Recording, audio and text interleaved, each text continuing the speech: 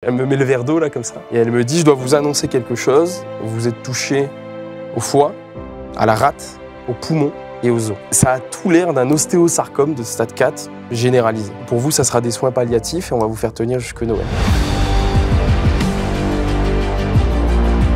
Bizarrement, j'ai eu un petit déclic à ce moment-là. Peut-être que ça va être dur, peut-être que je vais crever, mais là, tout de suite, je suis là, je suis debout. Alors, on va prendre ce qu'on a à prendre aujourd'hui. À chaque jour suffit sa peine. Mets ton attention sur les choses que tu as, pas sur les choses que tu n'as pas. Et une fois que tu fais ça, que tu fais des actions alignées avec tes valeurs, tu es dans la meilleure condition pour être heureux, même si tu es dans la même vie. Et d'autant plus dans une société où on est éternellement insatisfait, on se compare tout le temps. Parce que la société, elle nous a mis un mensonge dans notre tête. Elle nous a dit, quand tu seras ça, tu seras heureux. Quand tu seras assez, tu seras heureux. Alors que tu as les possibilités d'être heureux maintenant. Les réponses à tes questions ne viennent pas de la réflexion, mais du mouvement. Mets-toi en mouvement, tu auras les réponses. Le grand message, c'est...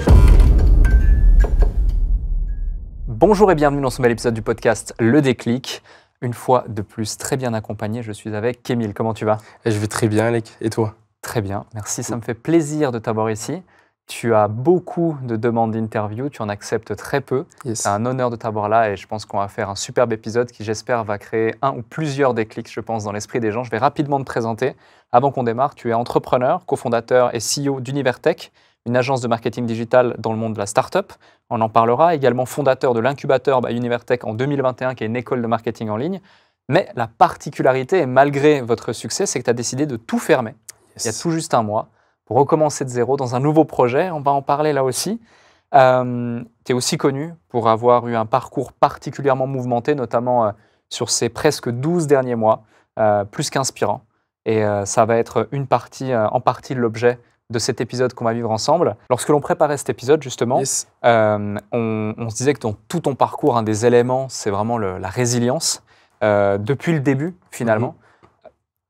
Avant de rentrer dans le vif du sujet, de tout ce qui s'est passé, notamment ces 12 derniers mois, est-ce que tu as toujours eu cet état d'esprit de win, de te battre et de faire en sorte d'aller, on va dire, tirer le meilleur de chaque situation pour pouvoir continuer à avancer? Je pourrais dire que oui. Ouais. En fait, je pense que ça, je l'ai eu en partie grâce à mon père. J'ai eu une éducation, tu sais, assez dure et à la fois en amour, mais assez dure. C'est-à-dire que je tombais, il comptait jusqu'à 3, il fallait que je sois debout. Que je tombais de haut, que je tombais de moins haut. Kémy, tu te relèves. Parce que si tu te relèves pas, qu'est-ce qui va te relever? C'est pas moi. Et il le faisait pas par manque d'amour. Hein. Il le faisait pour m'apprendre à se relever parce qu'il avait compris, lui, avant que la vie me le dise à moi, que peu importe qui on est, on se prend des coups. Tu t'en es certainement pris. Je m'en suis pris aussi. Peu importe qui on est, on se prend des coups. Donc, à chaque fois que je me prends un coup, de par mon éducation et aujourd'hui mon chemin de vie, tout de suite, je le prends et OK, il faut que je me relève. Parfois, je me laisse tomber et après, bam, je mets l'impulsion et je me relève. Donc, moi, très jeune, j'étais comme ça. Il fallait que je me relève avant pour les yeux de mon père et aujourd'hui parce que c'est ce qu'il faut dans la vie. C'est ce qui permet d'avancer, c'est ce qui permet d'être bien. À quel moment tu as choisi la voie de l'entrepreneuriat? Très tôt. Très tôt. Pareil, j'ai été éduqué dans une famille un peu plus tard. Hein. Je suis né dans une famille à la base simple, ouvrière, modeste. Mon père était électricien, ma mère était à l'usine, elle préparait des commandes pour Pinky. Et puis ensuite, mon père a eu un switch entrepreneurial quand j'avais 12-13 ans. Donc j'ai vu assez tôt l'entrepreneuriat, j'ai vu ce que ça crée. Et ça crée une vie plein de rebonds, plein de choses intéressantes. Donc très tôt, je me suis dit que j'allais être entrepreneur.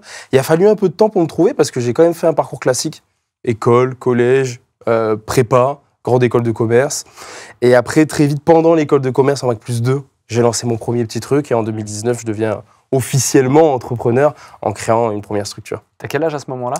J'ai 20 ans. 20 ans. Ouais. Donc à 20 ans, tu crées ta première entreprise. C'est ça.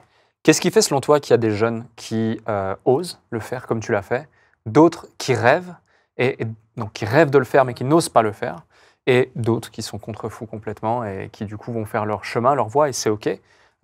Mais qu'est-ce que tu dirais justement à ceux qui ont des rêves, mais qui n'osent pas?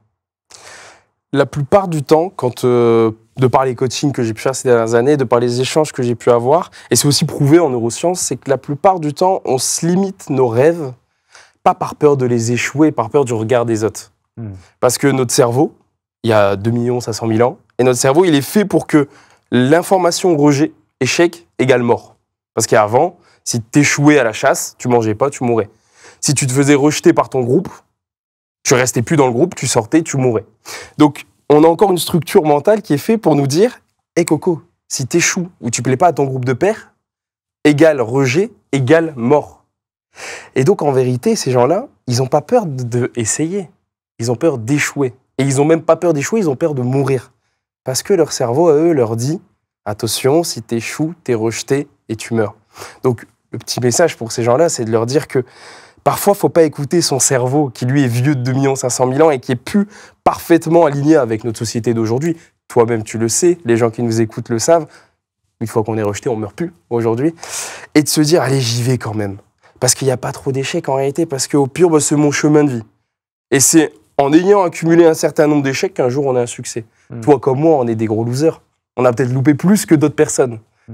Mais en réalité, nos quelques échecs, ils brillent. Nos quelques succès brillent et les gens le voient. Mais en général, ceux qui réussissent à mon niveau, à ton niveau, c'est des gens qui ont échoué des centaines de fois. Tout à fait. Tout à l'heure, tu as rapidement dit pour être bien, en fin de phrase. Ouais. C'est quoi être bien? Être bien, c'est être heureux, c'est avoir du bonheur. Le bonheur, c'est la définition pure du bonheur, il y en a 2 sur Larousse, c'est la chance. Et ensuite, c'est un état de pleine satisfaction. Donc, c'est d'être dans un état où on se sent à notre place, où on sent qu'on fait les choses qu'on aime. Et en général, tu sais, il y a beaucoup de personnes autour du bonheur, ils en font un sujet très vague. Tu sais, un peu comme si que, par exemple, le défi perso, c'est pas une science, c'est pas une méthode. Alors qu'en réalité, il n'y a rien de vague. Il y a des outils, il y a des méthodes pour se créer plus de bonheur que de malheur. Et c'est en pensant que c'est un sujet vague et, par exemple, inné, qu'on n'a pas de contrôle dessus, que beaucoup de personnes passent à côté et sont malheureux une partie, si ce n'est pas toute leur vie. Quand tu t'es lancé dans l'entrepreneuriat, pourquoi tu l'as fait? C'était quoi tes motivations? Liberté. Liberté. Finalement, je n'étais pas autant libre que ça, et je l'ai compris cette année, face à certains sujets, on en reviendra, mais liberté. Liberté. Okay. Qu'est-ce qui fait que tu n'étais pas libre? 2 entreprises, 30 collaborateurs, des CA à respecter, pas libre mentalement, parce que moi, j'étais dans l'obligation envers moi-même de faire plus que le mois d'avant, de faire plus de l'année d'avant. Et donc, en réalité, cette année, plus que jamais, je me suis rendu compte que c'était pas quelque chose d'extérieur qui allait me rendre libre, ni l'entrepreneuriat, ni le salariat, ni une carrière sportive, peu importe, c'était l'état d'esprit qui allait me rendre libre. Et donc, tant que j'étais en servitude de, par exemple, mon entreprise, j'allais jamais être libre, même si je pouvais faire 12 millions.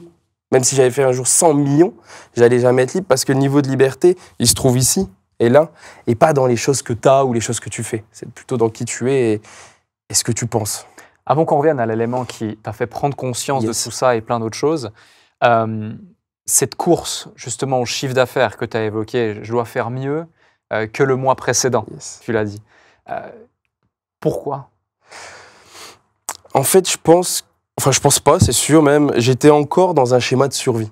Tu sais, pareil, notre vieux cerveau de 2 500 000 ans, il nous joue des tours et peu importe à quel niveau d'argent, il va nous dire « Attention, demain, tu n'auras peut-être plus. Attention, demain, peut-être tout va s'effondrer. » Et donc moi, j'étais dans cette course toujours à vouloir faire plus au cas où. À vouloir faire plus aussi par ego, pour montrer aux autres. Parce que comme beaucoup, je me comparais aussi aux autres. Je me disais, si lui il fait beaucoup, moi je dois faire beaucoup, etc. Et aussi parce que j'étais en capacité de faire plus. Et cette partie-là, je l'ai encore. Quand tu peux faire grand, fais grand. Mais avec un état d'esprit différent. Parce que, tu sais, je me suis lancé dans l'entrepreneuriat pour être libre. Donc pour pas avoir comme maître quelqu'un au-dessus de moi, par exemple un boss qui me dirait des choses, des directions, etc. Et finalement, j'ai changé de maître, ça a été l'argent. Et l'argent, c'est un bien moins bon maître que l'homme, tu sais. Donc, finalement, j'étais toujours dans cette prison avec un petit peu plus de luxe et d'extérieur, ça brillait. En parlant d'argent, entre 2020 et 2024, donc vous développez cette agence avec ton associé, Victor. C'est ça. Vous générez jusqu'à 8 millions de chiffre d'affaires pour vos clients. Donc, prenez, j'imagine, une commission sur la performance. Quels ont été les leviers qui vous ont permis d'aller chercher cette croissance aussi rapide en seulement quelques années? On a un levier assez spécial, c'est que nous, à la base des bases, on vient de l'infoprenariat, donc la vente de formation, de coaching, d'accompagnement en ligne. Et on s'est rendu compte que dans le monde de la start-up, il y avait un vide marketing et que dans l'infoprenariat, ils étaient un peu plus avancés, avec des techniques On connaît hein, des webinaires, des VSL, des newsletters, etc. Et à un moment, avec mon associé, donc 2021, quelque chose comme ça, on se regarde et on dit, et si on n'amènerait pas le marketing de l'infoproduit et on le met au monde de la start-up? Et on s'est retrouvé à vendre des meubles en VSL, des plats préparés en webinaire. Et donc, en fait, on a juste pris la tendance de l'infopreneuriat qui, à mon sens, et encore aujourd'hui, a sur certaines parties de l'avance sur le marché au niveau marketing. Et on l'a mis dans un secteur qui était un petit peu plus traditionnel, qui est la start-up. Et c'est ça qui a fait le switch. Donc, l'ultra spécialisation avec une méthode qui était un petit peu notre secret sauce, amener les techniques de growth infopreneurial dans le monde de la start-up qui utilisait un marketing plutôt de communication. Ces chiffres, cette réussite, ces collaborateurs, ces millions générés, ça fait rêver beaucoup de jeunes qui suivent sur Instagram, sur YouTube, qui nous écoutent peut-être. Yes. Pourtant, il y a un mois, tu prends la décision du coup de tout arrêter. Pourquoi cette décision? Parce que j'ai failli crever cette année, tu le sais. Et on revoit beaucoup de choses. Et donc une chose qui est d'ailleurs l'une des clés du bonheur, on en parlait tout à l'heure, il y a différentes clés au bonheur, mais si on veut être simple, il y en a 2, 3, dont notamment faire les choses qu'on aime profondément. Deuxièmement, faire les choses qui sont alignées avec nos valeurs. Il ne faut pas en avoir 10, mais 2, 3 valeurs qui nous sont propres.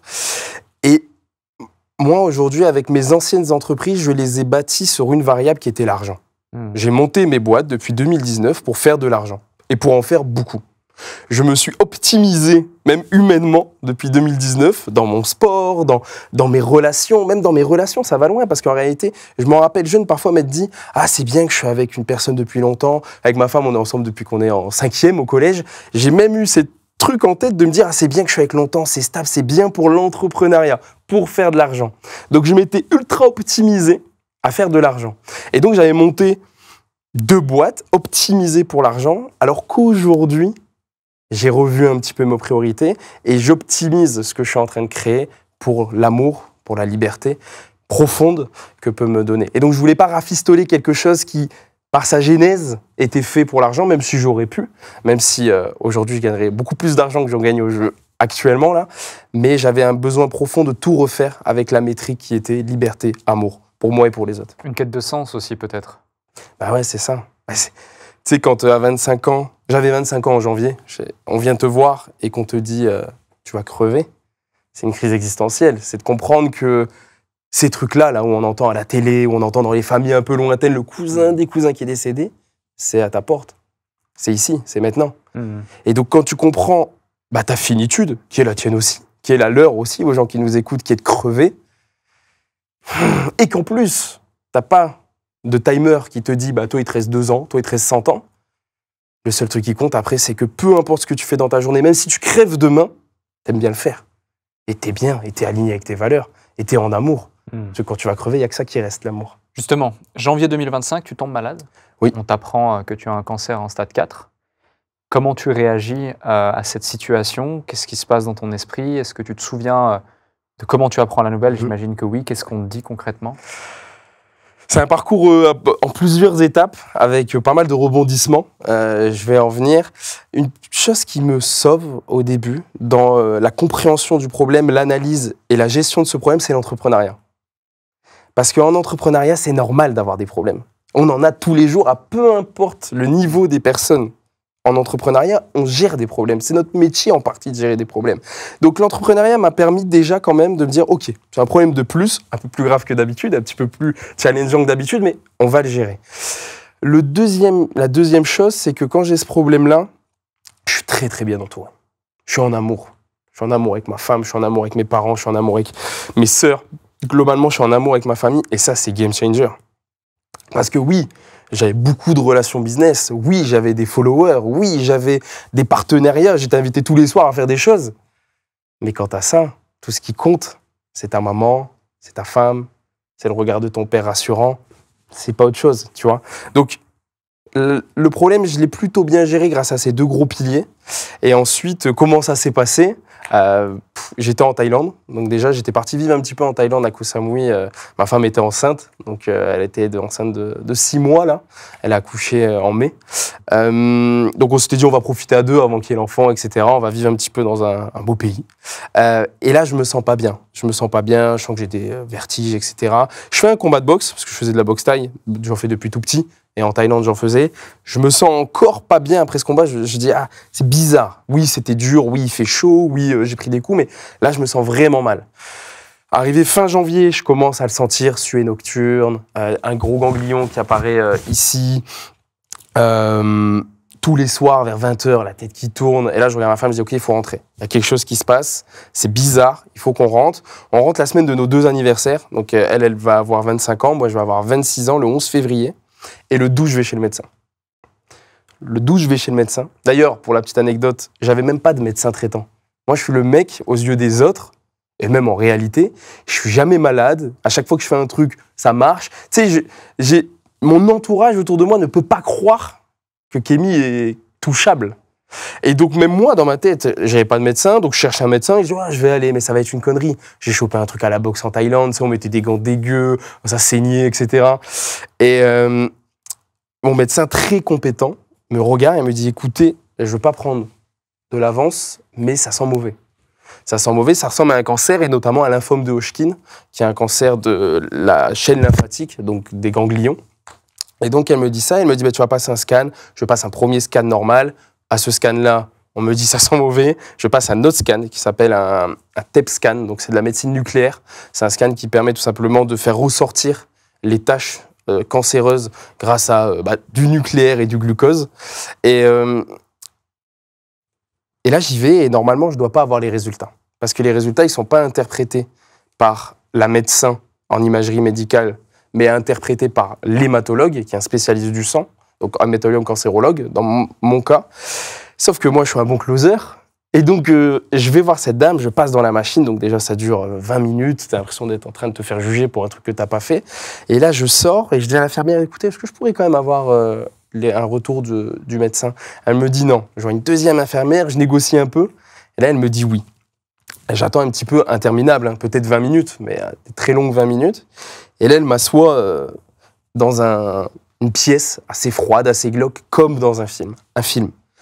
Elle me dit, écoutez, monsieur Kadrimen, asseyez-vous. Elle me met le verre d'eau, là, comme ça. Et elle me dit, je dois vous annoncer quelque chose. Vous êtes touché au foie, à la rate, aux poumons et aux os.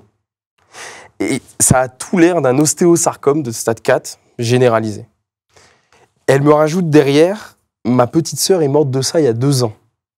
Et peut-être que pour vous, ça sera des soins palliatifs et on va vous faire tenir jusque Noël. Et là, il y a une faille spatio-temporelle, ce qui se passe dans mon cerveau. Je prends l'information, je parle pas, je dis merci. Je repars dans ma voiture, je me mets devant mon volant. Et là, il y a 2 heures qui se passent. 2 heures d'errance un petit peu. Honnêtement, je sais pas trop ce que je me dis. Je suis devant mon truc et là, je me dis, je peux pas dire ça à ma femme. Elle est enceinte. Je peux pas dire ça à ma mère. Je sens que j'ai un autre truc qui m'est destiné. Je voulais pas accepter que j'allais vraiment mourir cette année. Et je pense au fait que j'ai envie de voir ma petite fille naître. C'est mon premier enfant. C'est un bébé de l'amour. C'est inconcevable à la base pour un mec de 25-26 ans qui va être papa de même pas voir son enfant naître. Et donc je me dis, c'est pas possible. Je vais attendre. Je vais pas le dire à ma mère, je vais pas le dire à ma femme. Je vais le dire qu'à mon père. Parce que mon père, c'est le pilier. C'est celui à qui je peux tout dire et qui, par son expérience, par la maturité qu'il a, par sa personnalité, il va être capable de prendre le problème et de le gérer aussi. Donc je lui dis, il me dit, écoute, on va attendre les 10-15 jours entre le moment où tu as ton imagerie médicale et le moment où il t'enlève ton ganglion. Donc là, il l'extrait complètement, ce qu'on appelle une biopsie. Il regarde concrètement le gène qu'il y a dedans et là, il te dit, écoute, tu as ça. Mais donc, entre ce moment-là et les 10-12 jours du moment où on m'annonce ce que j'ai, moi, dans ma tête, je vais crever. Et tu le dis à personne? À mon père. Du soir même, je me rappelle, on va chez un très bon ami, Melvin, c'était son anniversaire, on est au resto. Et au resto, j'entends personne, je vois rien. On met un truc dans mon assiette, j'ai pas envie de le manger. Et je me dis, je vais crever. Et en plus, on a un groupe d'amis, tous, on va avoir nos enfants en même temps. Donc les 3, elles sont enceintes, ça parle d'enfants, de l'attente. Et moi, dans ma tête, je me dis, les gars, peut-être je vais pas être là. Donc c'est très très dur. Et finalement, 12 jours après, le happy score remonte parce que je vais chez mon hématologue et mon hématologue, il me dit, écoutez, vous avez un lymphome de Hodgkin de stade 4. ça peut se soigner. C'est un cancer qui se guérit plutôt bien. Et vous avez 33% de chances de mourir et 2 chances sur 3 de survivre. Et là, il me rajoute, on va entamer la chimiothérapie la semaine prochaine. Et ça a été très violent pour moi parce que même si on m'avait dit que j'allais crever, même si on m'avait parlé de cancer, là, ça valide que j'ai un cancer et on me parle de chimiothérapie. Et bizarrement, j'avais plus peur de la chimiothérapie que du cancer. Parce que ça voulait dire perdre ses cheveux, ça voulait dire être mal, ça voulait dire, tu sais, quand t'es petit, tu vois quelqu'un qui est en chimio, donc qui a plus de cheveux, limite tu regardes tes parents, tu dis, ah, il va mourir. C'est un peu ce qu'on croit tous, alors que maintenant, un cancer sur 2 se soigne. Mais moi, c'est ça. Et donc, ça a été très difficile. Et bon, après, par la suite, j'entame des cycles de chimiothérapie jusqu'au 5 août de cette année, il y a quelques mois. Et il me déclare officiellement en rémission. Chose qui n'est pas guérie, en rémission. J'ai 10 ans de suivi médical. À ce moment-là, donc, lorsque tu apprends qu'on peut te soigner et que tu vas démarrer la chimio la semaine prochaine, là, t'en parles à ta femme? Direct. Comment elle réagit? Très difficile. Très, très, très difficile. Elle est enceinte, donc les émotions, tout en fait, on s'aime beaucoup, comme je l'espère, tout mari et femme. Et elle réagit difficilement, mais elle voit de mon côté que je suis assez apaisé. Parce que moi, il ne faut pas oublier qu'on m'avait dit que j'allais crever. Donc finalement, on me dit que je peux m'en sortir. Donc j'arrive à être un petit peu content quand même de cette situation, parce que passer de crever à t'as 2 chances sur 3 de s'en sortir, c'est pas la même chose. Et surtout, très vite, je suis à l'aise. Très vite, je le dis à ma femme, je le dis à ma mère, je le dis à mes parents. Et en plus de le dire, ils le ressentent. Je suis OK avec ça. Ça m'arrive. C'est un problème comme un autre. C'est un problème qui est naturel. C'est pas, je suis pas une victime par rapport à ça. Il y en a plein d'autres dans ce monde qui ont cette maladie. Et je vais deal with. Et on verra. En entendant là, tout de suite, je suis bien. Alors je leur dis, on part en week-end en famille. Et on part en week-end, on passe 3-4 jours avant mes chimiothérapies. On fait un shooting photo avec ma femme. Moi, quand je fais shooting, je me dis que c'est peut-être le dernier quand même. Donc c'était dur et à la fois, j'étais encore une fois assez à l'aise avec cette idée. Bizarrement, j'ai eu un petit déclic à ce moment-là. J'ai eu le petit déclic de peut-être que ça va être dur, peut-être que je vais crever, mais là tout de suite, je suis plutôt bien. Bon, des migraines, de la maladie, etc. Mais je suis là, je suis debout. Alors, on va prendre ce qu'on a à prendre aujourd'hui. À chaque jour suffit sa peine. Donc je suis plutôt à l'aise là. Et puis voilà, et après on rentre dans ces cycles de chimiothérapie qui sont interminables. J'ai passé par BICOP en premier lieu, qui est l'une des chimiothérapies les plus puissantes. On les administre qu'aux jeunes parce que à partir d'un certain âge, tu meurs de cette chimiothérapie. Et ensuite ABVD, qui est une autre chimiothérapie un petit peu moins forte jusqu'en août. Donc 6 mois de chimiothérapie. Avant de revenir sur certains sujets, je mets les choses dans leur contexte. Là, tu as encore cette boîte, elle est en croissance, vous générez du chiffre d'affaires tous les mois, tu apprends cette nouvelle. Donc, quand tu gères une boîte avec des salariés, des collaborateurs, tu as des problèmes tous les jours. Je pense que instantanément, contredis-moi si je me trompe, mais tous les problèmes que tu avais dans ta boîte disparaissent de ton esprit. Et là, tu as juste un objectif, c'est survivre. Tu as tout compris. Tu sais, quand tu es entrepreneur, tu as 100 problèmes, tu as 1000 problèmes. Si tu veux une solution pour plus en avoir et en avoir qu'un, tombe malade. Et d'un coup, effectivement, on se pose plus de questions. D'un coup, j'en ai rien à foutre. Je vais le dire les mots un peu crûment, mais j'en ai rien à foutre que notre CA y grandit. Il n'y a qu'un truc où je l'ai un petit peu dur, c'est que je me dis, bon, j'ai une équipe derrière. Une équipe qui vit de ce qu'on fait, de ce qu'on a créé. Et donc là, c'est le moment un petit peu dur, mais à ce moment-là, je suis tellement mal que je suis dans un aspect de... ça me dépasse. Et heureusement, j'ai aussi un très bon associé. Victor, un gars serein, stable, un vrai pilier solide à ce moment-là, qui me dit, écoute, reste dans ton truc, moi je vais voir ce que je peux faire sans. Et très vite, on prend la décision de pas arrêter, parce que cette décision est très récente, de je ferme les boîtes. Finalement, on se sépare avec mon associé, mais très vite, là, je dis à mon associé Victor, écoute, on met tout en pause. Parce que j'ai pas la capacité aujourd'hui de deal with ma maladie et tout ce qui s'ensuit, et de gérer des problèmes. Parce que même s'il gérait tout ce qu'il pouvait, c'est un humain comme toi et moi. Il y avait déjà des journées comme ça. Il ne peut pas avoir des journées comme ça. Et donc, je n'étais pas en capacité à ce moment-là de gérer ces problèmes. Donc, je décide de mettre une pause à nos activités. Surtout que ton énergie, tu dois la canaliser. Tu ne peux plus après la déployer. Tu dois la chercher. Ouais. T'en as pas. Ouais. T'as pas d'énergie, t'es fatigué. Et en plus, moi, il y a une particularité, c'est que j'ai très vite continué la création de contenu. Tu sais. J'allais y venir justement. À quel moment t'as ce déclic et cette envie de partager? Parce que on se connaissait avant et tu étais, à mes yeux, un entrepreneur comme un autre que j'avais croisé, une connaissance, un ami. Mais c'est vrai que le jour où tu as commencé à créer du contenu sur le sujet, je crois que c'était avant ta première chimio, Oui. et tu l'annonces, et ensuite tu annonces le fait que tu l'as faite. Ensuite, tu fais une autre vidéo, un autre Reels, où là, tu t'es coupé les cheveux. Et on voit justement tout ça, et on suit ce processus, sauf que ça devient viral. Il y a des centaines de milliers de personnes, des millions de personnes qui voient tes vidéos. Donc, c'est ce partage finalement authentique. Enfin, moi, j'ai jamais vu ça, un message aussi authentique, aussi pur, que tu voulais partager pour faire vivre cette expérience finalement partager ce que tu vivais pour faire prendre conscience aux gens, ne serait-ce que la chance qu'ils ont d'être en bonne santé. Ouais. Et puis de leur offrir l'opportunité de travailler leur état d'esprit aussi par rapport aux problèmes qu'ils ont au quotidien.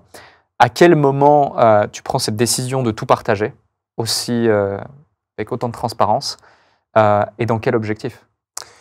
En réalité, donc je tombe malade en janvier. Moi, tu le sais, avant, je créais du contenu, axé très entrepreneuriat, marketing digital.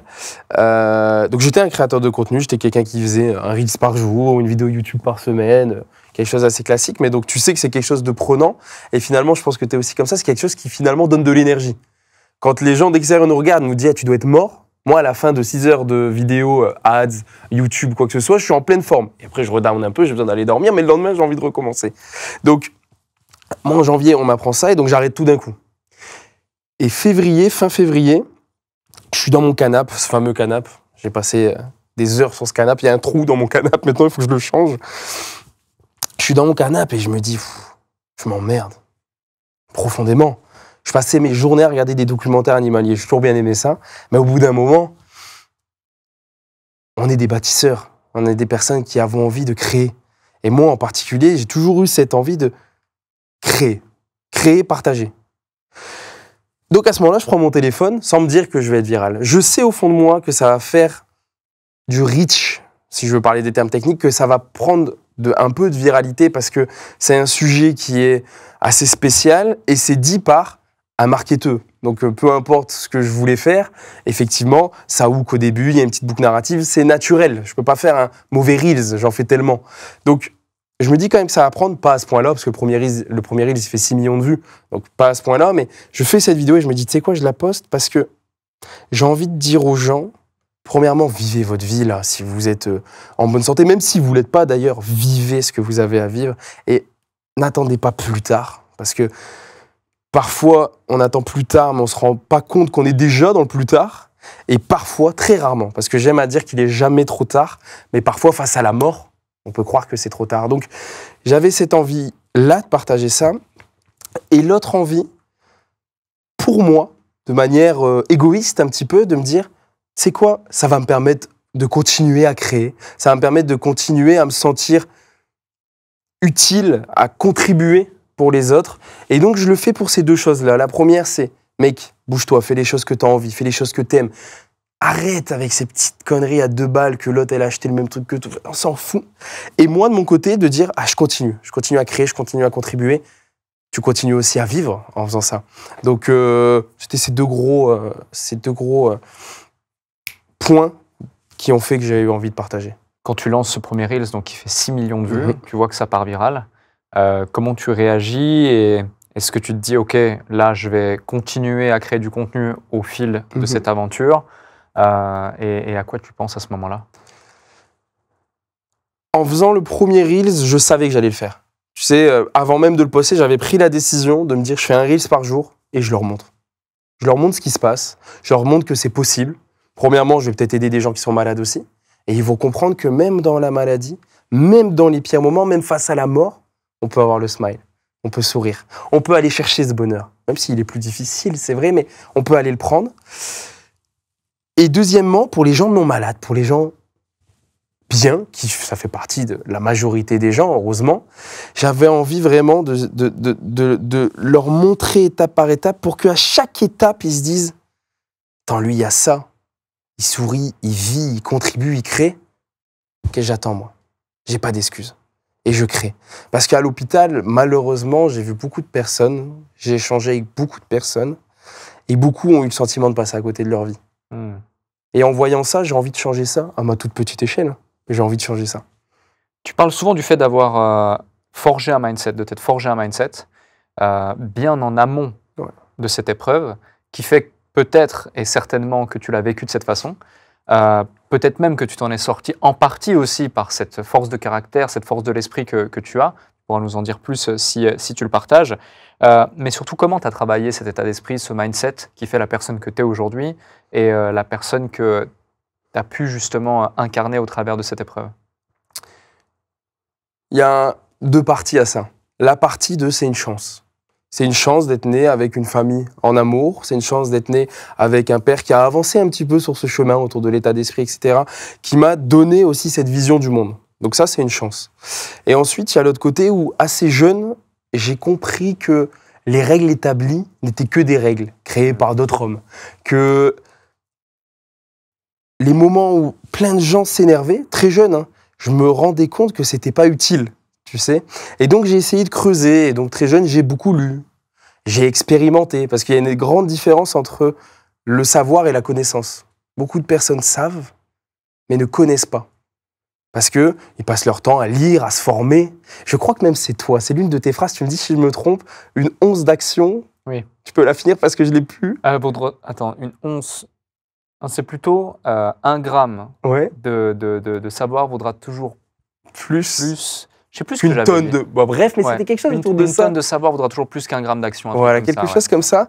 Et Et dit dans un séminaire. Tu vois. je pense parce qu'elle m'avait marqué cette phrase. Et c'est vraiment ça. C'est qu'il y a une différence entre le savoir et la connaissance. Donc juste lire du dev perso sans l'appliquer, ça sert à rien. Juste se former en entrepreneuriat sans l'appliquer, ça sert à rien. Et donc très jeune quand même, j'ai compris que quand j'apprenais un truc en dev perso, je l'appliquais tout de suite. Je le faisais, je le ressentais, je le vivais. Si en dev perso, il me disait de donner, je donnais vraiment. Le lendemain, j'allais, je prenais un petit peu ce que j'avais, je donnais. Quand on me disait de pardonner, j'allais voir une des personnes qui m'avait par exemple fait du mal ou à qui je lui en voulais, et je lui disais je te pardonne. Et je le pensais vraiment. J'ai appliqué bêtement des choses. Donc c'est comme ça que je me suis formé ce mindset-là, avec ce côté de tout est possible. Et je suis ouvert, j'essaye de comprendre, et ça m'a permis effectivement que pendant la tempête, je gardais un petit peu le cap, même si le vent il soufflait, je gardais le cap. Il y a des moments où tu t'es dit c'est trop dur, j'y arrive plus? Non.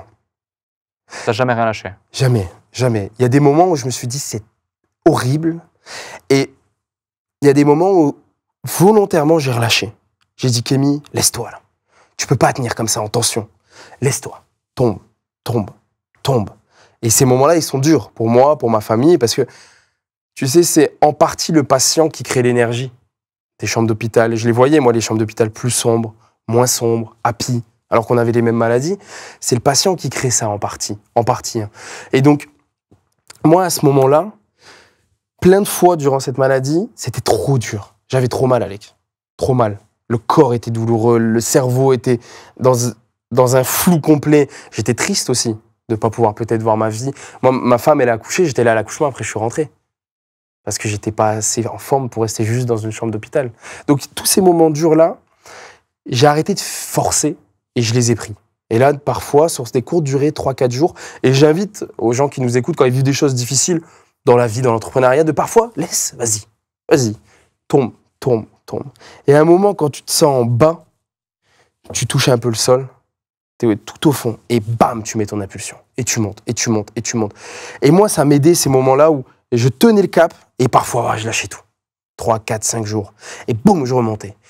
Je relâchais, et boum, je remontais. Parce qu'on ne peut pas être tout le temps comme ça, trop fort. Ça fatigue trop d'être fort. Et justement, tu évoques le moment où ta fille est née. Elle arrive, tu l'as partagé également dans un Reels.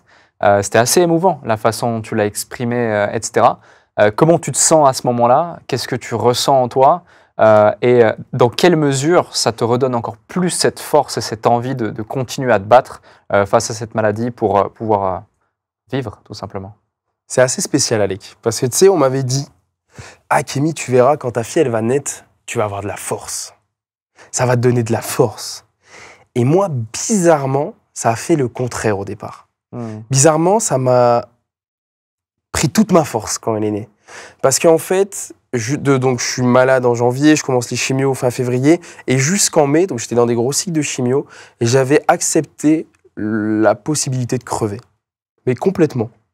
Je me disais, mes parents, ils sont adultes, ça va être très dur pour eux, mais ils vont se refaire, entre guillemets, ils vont aller rechercher ces plaisirs de la vie, ces joies, parce qu'il est faux. Mes sœurs, c'est pareil. Ma femme, je lui avais fait un pacte avec elle, je lui avais dit que mon plus grand souhait, c'était qu'elle retrouve l'amour, parce que son amour ne m'appartient pas. Et j'avais confiance en elle, en sa force de caractère aussi, à la manière dont elle est, pour aller retrouver l'amour et le bonheur ailleurs. Et quand ma fille, elle est arrivée, je me suis dit, ah quand même, ce petit bébé là dans mes bras de 9 kg exactement, il y a quand même besoin de moi. J'ai l'impression en tout cas qu'il y a besoin de moi. Et donc d'un coup, en fait, au lieu de me donner de la force, et moi je l'attendais, tu sais, comme tout le monde m'a dit, ça va te donner de la force, je me suis dit, oh, je vais péter la force. J'ai passé une semaine détruit. J'étais déjà mal, mais quand j'ai eu la petite, ça a été très, très, très, très dur pour moi, parce que je suis passé de, ok, si je crève, bah je crève, that's it, à, oh putain, il faut que je sois là un petit peu, quoi. Lui donner ce que je crois qu'on a besoin d'un père, ce que je crois qu'on a besoin de, tu sais, un homme au foyer. Moi, j'aime bien une vision assez aussi traditionnelle de provide and protect. Et moi, c'était mon rôle. Malgré qu'avec un petit peu plus de temps après, j'ai compris que même sans moi, ça aurait été. Même sans moi, ça aurait été. Il n'y a jamais rien de déterminant comme ça. Ça a pris une semaine, ce processus, tu disais? Ouais. Ok. Et à ce moment-là, tu avais peur de la mort? En partie. C'était une peur, mais c'était une peur qui me donnait de l'énergie, pas qui m'en prenait. Parce qu'en fait, au tout départ, je me dis je vais crever, j'en ai peur, mais une peur qui me prend de l'énergie, une peur qui me détruit en partie. Et tu sais, au fur et à mesure de l'avancée, au fur et à mesure des gens avec qui je parle, etc., je me rends compte que ça détruit beaucoup de personnes, cette peur de mourir. Ça bloque les gens. Alors qu'au fur et à mesure des mois, j'en ai fait une force. Parce que, et encore aujourd'hui, c'est ma plus grande force. C'est que je n'ai plus peur de la mort en tant que telle. C'est devenu une allière. C'est elle qui me rappelle à quel point c'est bon de vivre. C'est elle qui me rappelle à quel point ce moment-là, entre toi et moi, il est puissant. Et je voudrais être nulle part ailleurs. Mais le ressentir de cette manière-là, c'est parce que ce matin, en me réveillant, j'ai compris que j'aurais pu être mort. C'est parce qu'en venant ici, en prenant le train, je regardais le paysage et je me disais, oh, c'est une chance de vivre. Et peu importe les conditions, c'est une chance de vivre. Et c'est marrant parce que ma vie ressemble étrangement à ma vie d'avant. Tu sais, même moi, pendant mes traitements, je me suis dit, ma vie, elle va être complètement différente après. Non, c'est la même, mais pas avec le même meaning, pas avec la même attention. Et ça change tout. Donc, peur de mourir, en partie, mais pour la bonne énergie que ça m'amène. Cette énergie de, putain, j'aurais pu être mort là maintenant. Toi aussi, tu peux être mort dans quelques heures, là, juste après notre tournage. Et on est là, en vie, bien. Ça change tout. Ça me donne beaucoup d'énergie de me rappeler que je peux mourir tous les jours. C'est finalement cette différence d'état d'esprit et de perception pour vie similaire, chemin similaire, c'est deux perceptions finalement complètement différentes. Ouais. Des fois, tu sais, je regarde des photos de moi avant et j'ai pas beaucoup changé, sauf que je fais plus 12 kilos à l'instant où je te parle. Et j'ai même un peu de mal à me reconnaître. Tu sais, c'est très bizarre. Je suis le même, j'ai pas trop changé, j'ai les mêmes habitudes, mais on vivait des vies tellement différentes. Je vivais une vie tellement différente au mois d'il y a un an. C'est assez particulier, mais tellement reposant aujourd'hui. Qu'est-ce qui a changé? L'attention, le feeling. Tu sais, c'est comme si que le cancer m'avait donné un autre cœur pour ressentir les choses et d'autres yeux pour voir le monde. C'est la même chose, mais avec beaucoup de gratitude, avec beaucoup de... Je suis à l'aise, profondément, je manque de rien. Et pourtant, j'ai jamais été aussi pauvre que maintenant, sur ces 4 dernières années. Plus de boîte, les comptes de la boîte rouge, rouge, rouge depuis des mois, mes comptes perso rouge, rouge, rouge depuis des mois. Je suis complètement à l'aise. Si je l'étais pas, je serais rentré dans le schéma de survie. Et j'aurais relancé la boîte il y a un mois et on ferait 150, 200 000 euros actuellement par mois, avec des bonnes rentabilités. Mais je suis à l'aise, je m'en fous. Et donc, c'est ça qui a changé. C'est le feeling puissant de je suis à l'aise, je suis en gratitude, je suis bien. Je suis vraiment bien là maintenant. Et ça change tout. Mais ça se travaille. C'est pas quelque chose... Tu sais, beaucoup de personnes me disent « Ah, Kémy, il te faut un choc. » C'est parce que tu as eu un choc que tu as ressenti ça. Moi, je crois pas. Et c'est d'ailleurs pour ça que je fais tout ça, que je prends la parole. Aujourd'hui, avec tout le contenu que je crée, c'est... On décide dans notre vie de ce qui est un choc ou pas.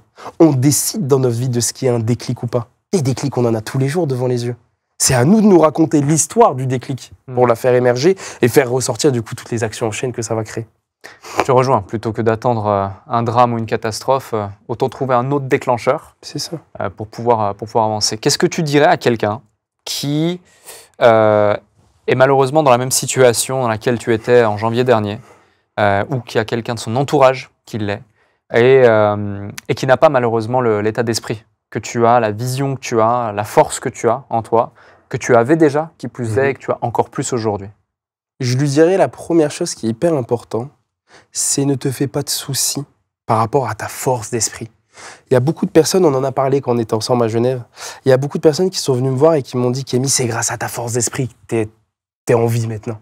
C'est parce que t'étais quelqu'un de fort, c'est parce que t'étais un combattant depuis toujours que t'es resté en vie. » Moi, je te rassure tout de suite, pas du tout.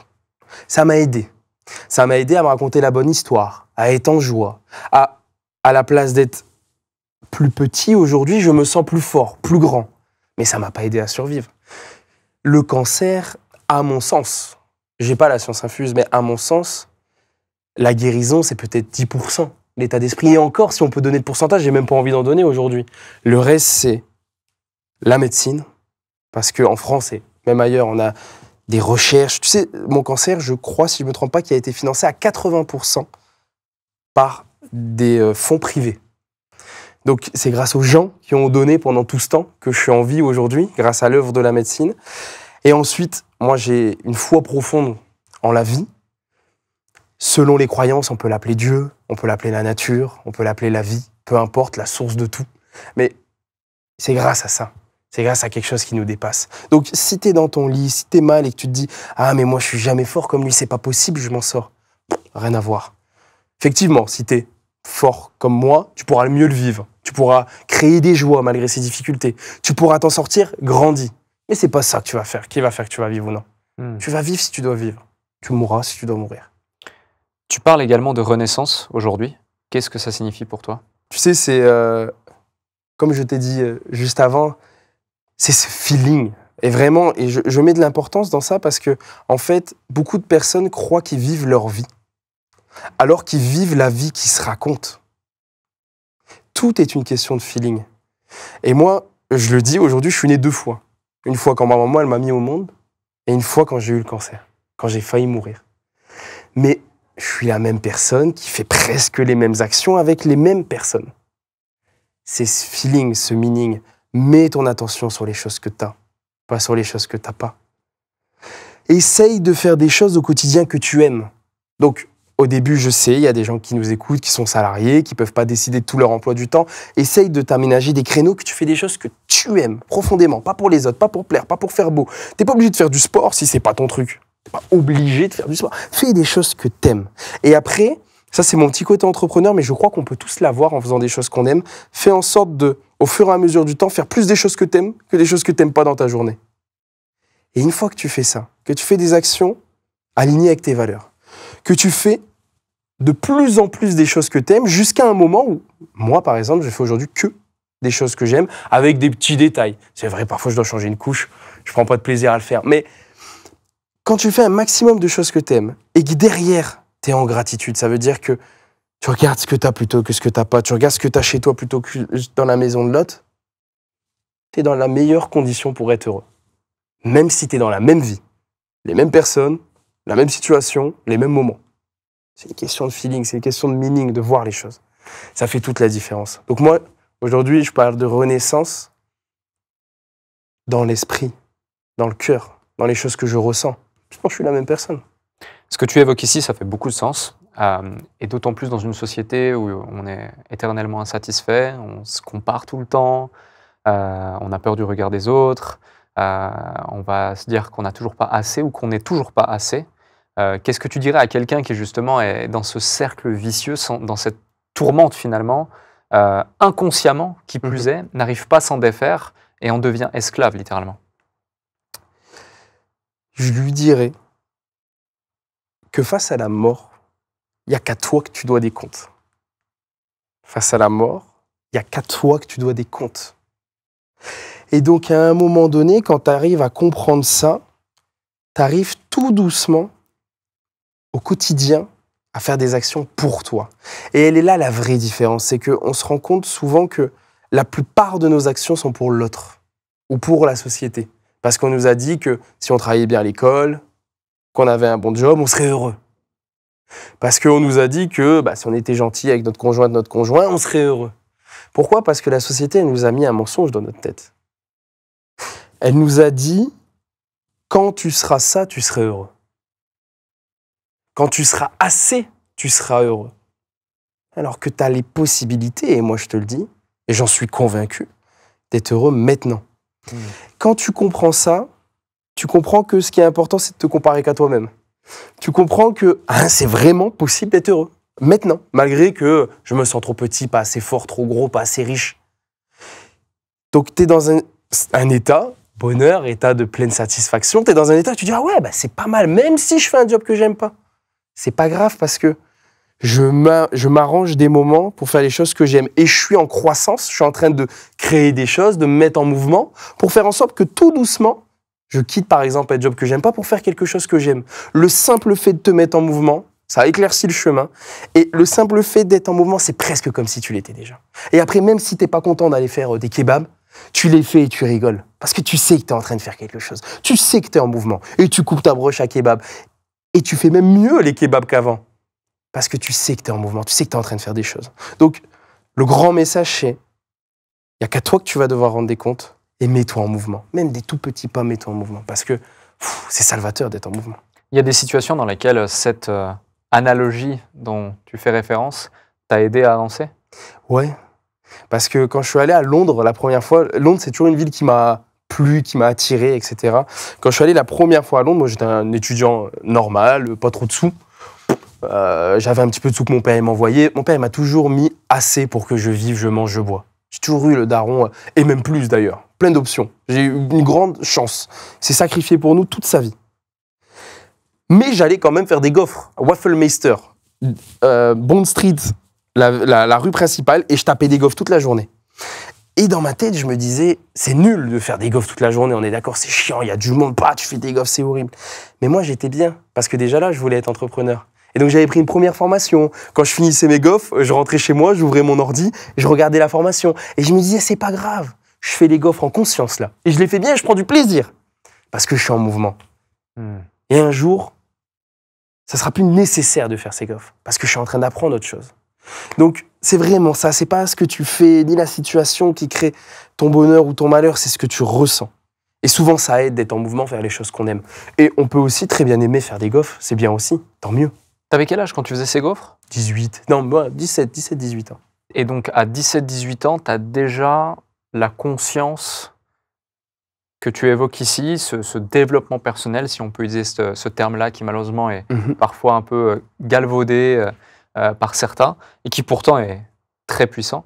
Tu as déjà cette prise de conscience et cette hauteur, cette maturité pour te dire, là je suis dans un process, je fais mes gaufres avec le sourire, parce que de toute façon, je sais que c'est juste une partie du chemin, et derrière, je le fais pour les bonnes raisons. Ouais. Mais j'aurais pas pu le conscientiser autant et te donner les mots comme ça. Bien sûr. C'était plus par éducation aussi. Je t'ai parlé d'éducation de mes parents. Et mon père m'a toujours dit, peu importe ce que tu fais, fais-le bien. Fais-le bien, sois à l'aise. Et donc ça m'aide aussi. Et pour par la suite, après j'ai créé mes propres outils, mes propres méthodes, mon feeling à moi qui fait qu'aujourd'hui je le conscientise. Ouais.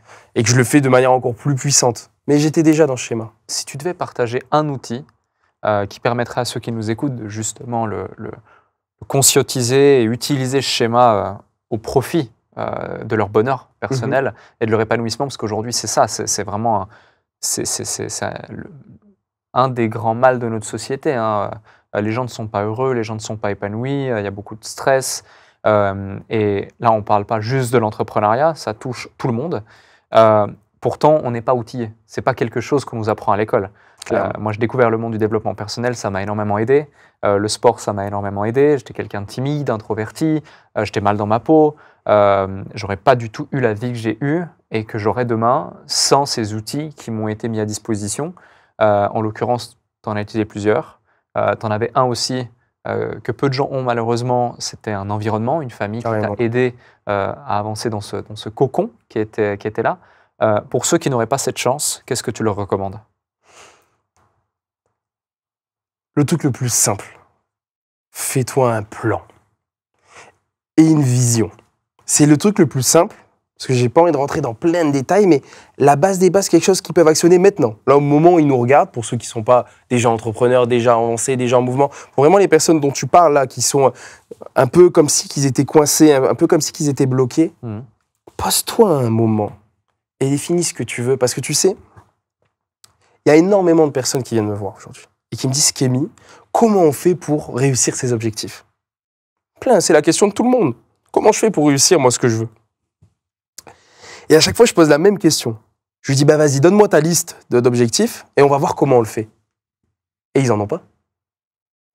Comment tu veux définir tes objectifs si tu n'as pas d'objectif? Fais un jour l'expérience avec et tu vas voir que c'est hallucinant. Toi, c'est peut-être maintenant naturel, c'est logique parce que tu es un bâtisseur, tu te mets en mouvement. Mais tu vas voir que 99% des gens, d'ailleurs, je leur parle à eux qui m'écoutent, prenez votre liste d'objectifs. Tu verras qu'ils n'en auront pas. Pourquoi? Parce qu'en fait, on se pose la mauvaise question. On se pose la question de comment on réussit ses objectifs. C'est pas ça. C'est comment je définis des objectifs. C'est comment je fais pour définir mes objectifs. Parce qu'une fois que tu les définis et qu'ils sont alignés avec toi, d'un coup, ça se déroule. Et comment on fait pour définir ces objectifs? Très simplement, on se fixe 3 grandes valeurs. Moi, pour ma part, par exemple, c'est la liberté, l'amour et la famille. On essaye de faire des choses qui sont en lien avec ces valeurs-là. Et ensuite, on pose clairement ce qui pourrait matérialiser ces valeurs. Moi, par exemple, la liberté, je sais que l'entrepreneuriat était un bon outil à la liberté. Ne faisait pas tout, mais était un bon outil. Et donc, j'ai posé, OK, ma grande valeur, c'est la liberté. Pour être libre, il faut que je sois entrepreneur. Objectif, je veux être entrepreneur. Ensuite, je veux être entrepreneur, c'est trop vague. On va le prioriser, on va le dater et on va le rendre concret. Je veux être entrepreneur dans le digital, parce que moi j'aimais un petit peu ce monde-là du digital. Je veux l'être quand j'aurai 20 ans. Et je vais le prioriser, c'est par exemple ma priorité numéro 1. Et ensuite, la dernière chose, et ça c'est un peu une méthode signature que j'ai créée, c'est la méthode des 3 pourquoi dans la création d'objectifs. Quand tu as un objectif, demande-toi 3 fois pourquoi tu as cet objectif. Admettons, moi je parlais d'un cas qui m'est très propre, j'ai l'objectif de perdre du poids, parce que j'en ai pris beaucoup pendant les chimios. Ok, je l'ai priorisé, concret daté, je veux perdre 12 kilos avant le 1er janvier, donc 2025, j'en ai déjà perdu 8, et c'est ma priorité. C'est ma priorité aujourd'hui, avant de recréer un business, etc. C'est ma priorité, c'est de perdre ce poids.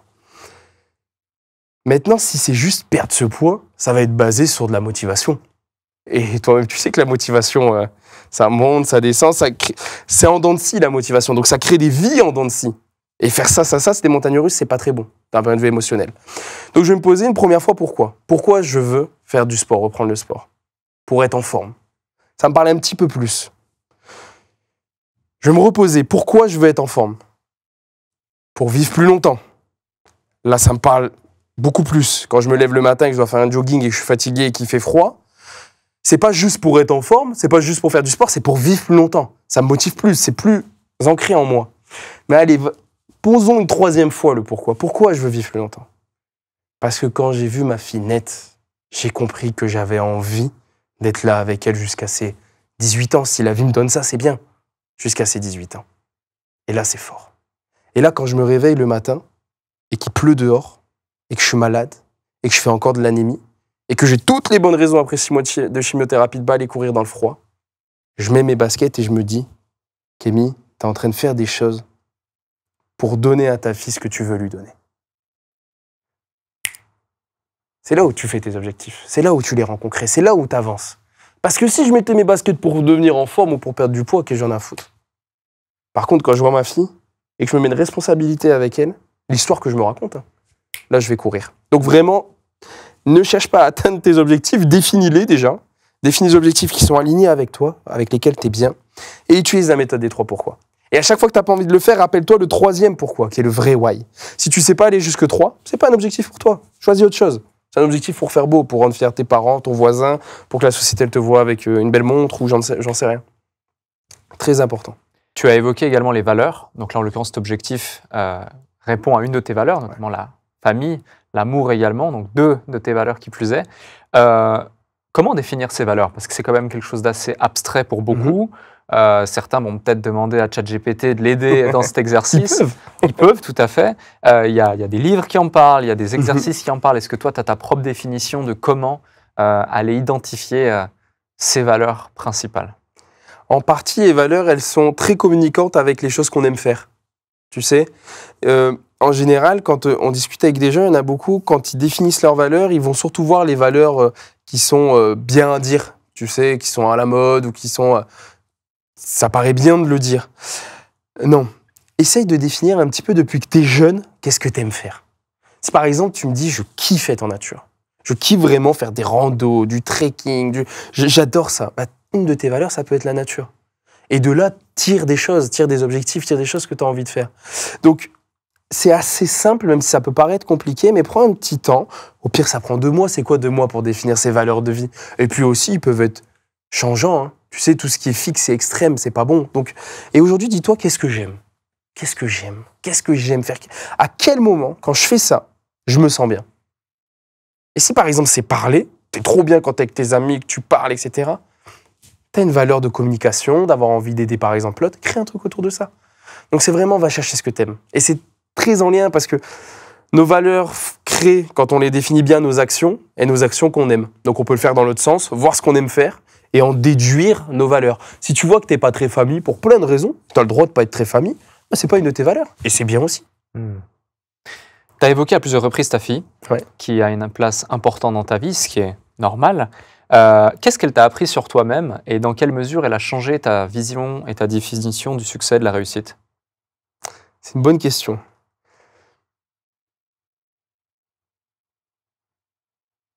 Moi, ma fille, elle a été... elle m'a trigger. Elle a déclenché des choses en moi. Et une des plus grandes choses qu'elle a déclenchées, c'est la responsabilité. Parce que moi, avant, j'étais juste un jeune avec sa nana. Voilà, cool, quoi. On se sent responsable de très peu de choses, en réalité. Et quand tu vois un enfant, boum, d'un coup, tu prends des responsabilités. Et moi, vraiment, ce qu'elle m'a déclenché chez moi, c'est cette part de responsabilité. Aujourd'hui, quand je dis des choses, quand je fais des choses, je me sens plus responsable. Pas qu'envers ma fille, finalement, mais je me sens plus responsable de l'impact des choses que je vais faire. Et j'ai envie que ma fille, elle puisse regarder n'importe quel Reels que je vais faire, n'importe quelle interview que je vais faire, n'importe quelle vidéo YouTube que je vais faire, et qu'elle soit heureuse, qu'elle apprenne de son père. Ce que je dis ici, j'ai envie de pouvoir le dire à ma fille. Et ça a changé beaucoup de choses, même dans l'opérationnel. Tu sais, parce qu'avant, moi, par exemple, je parlais beaucoup d'argent, je mettais l'argent en avant, parce que c'était aussi important pour moi. Je pensais que c'était important pour moi. Je pensais que c'était libérateur, l'argent. Et donc, je parlais d'argent. Parfois, je pouvais dire des choses comme si t'as pas d'argent, ta vie, elle va être nulle, etc.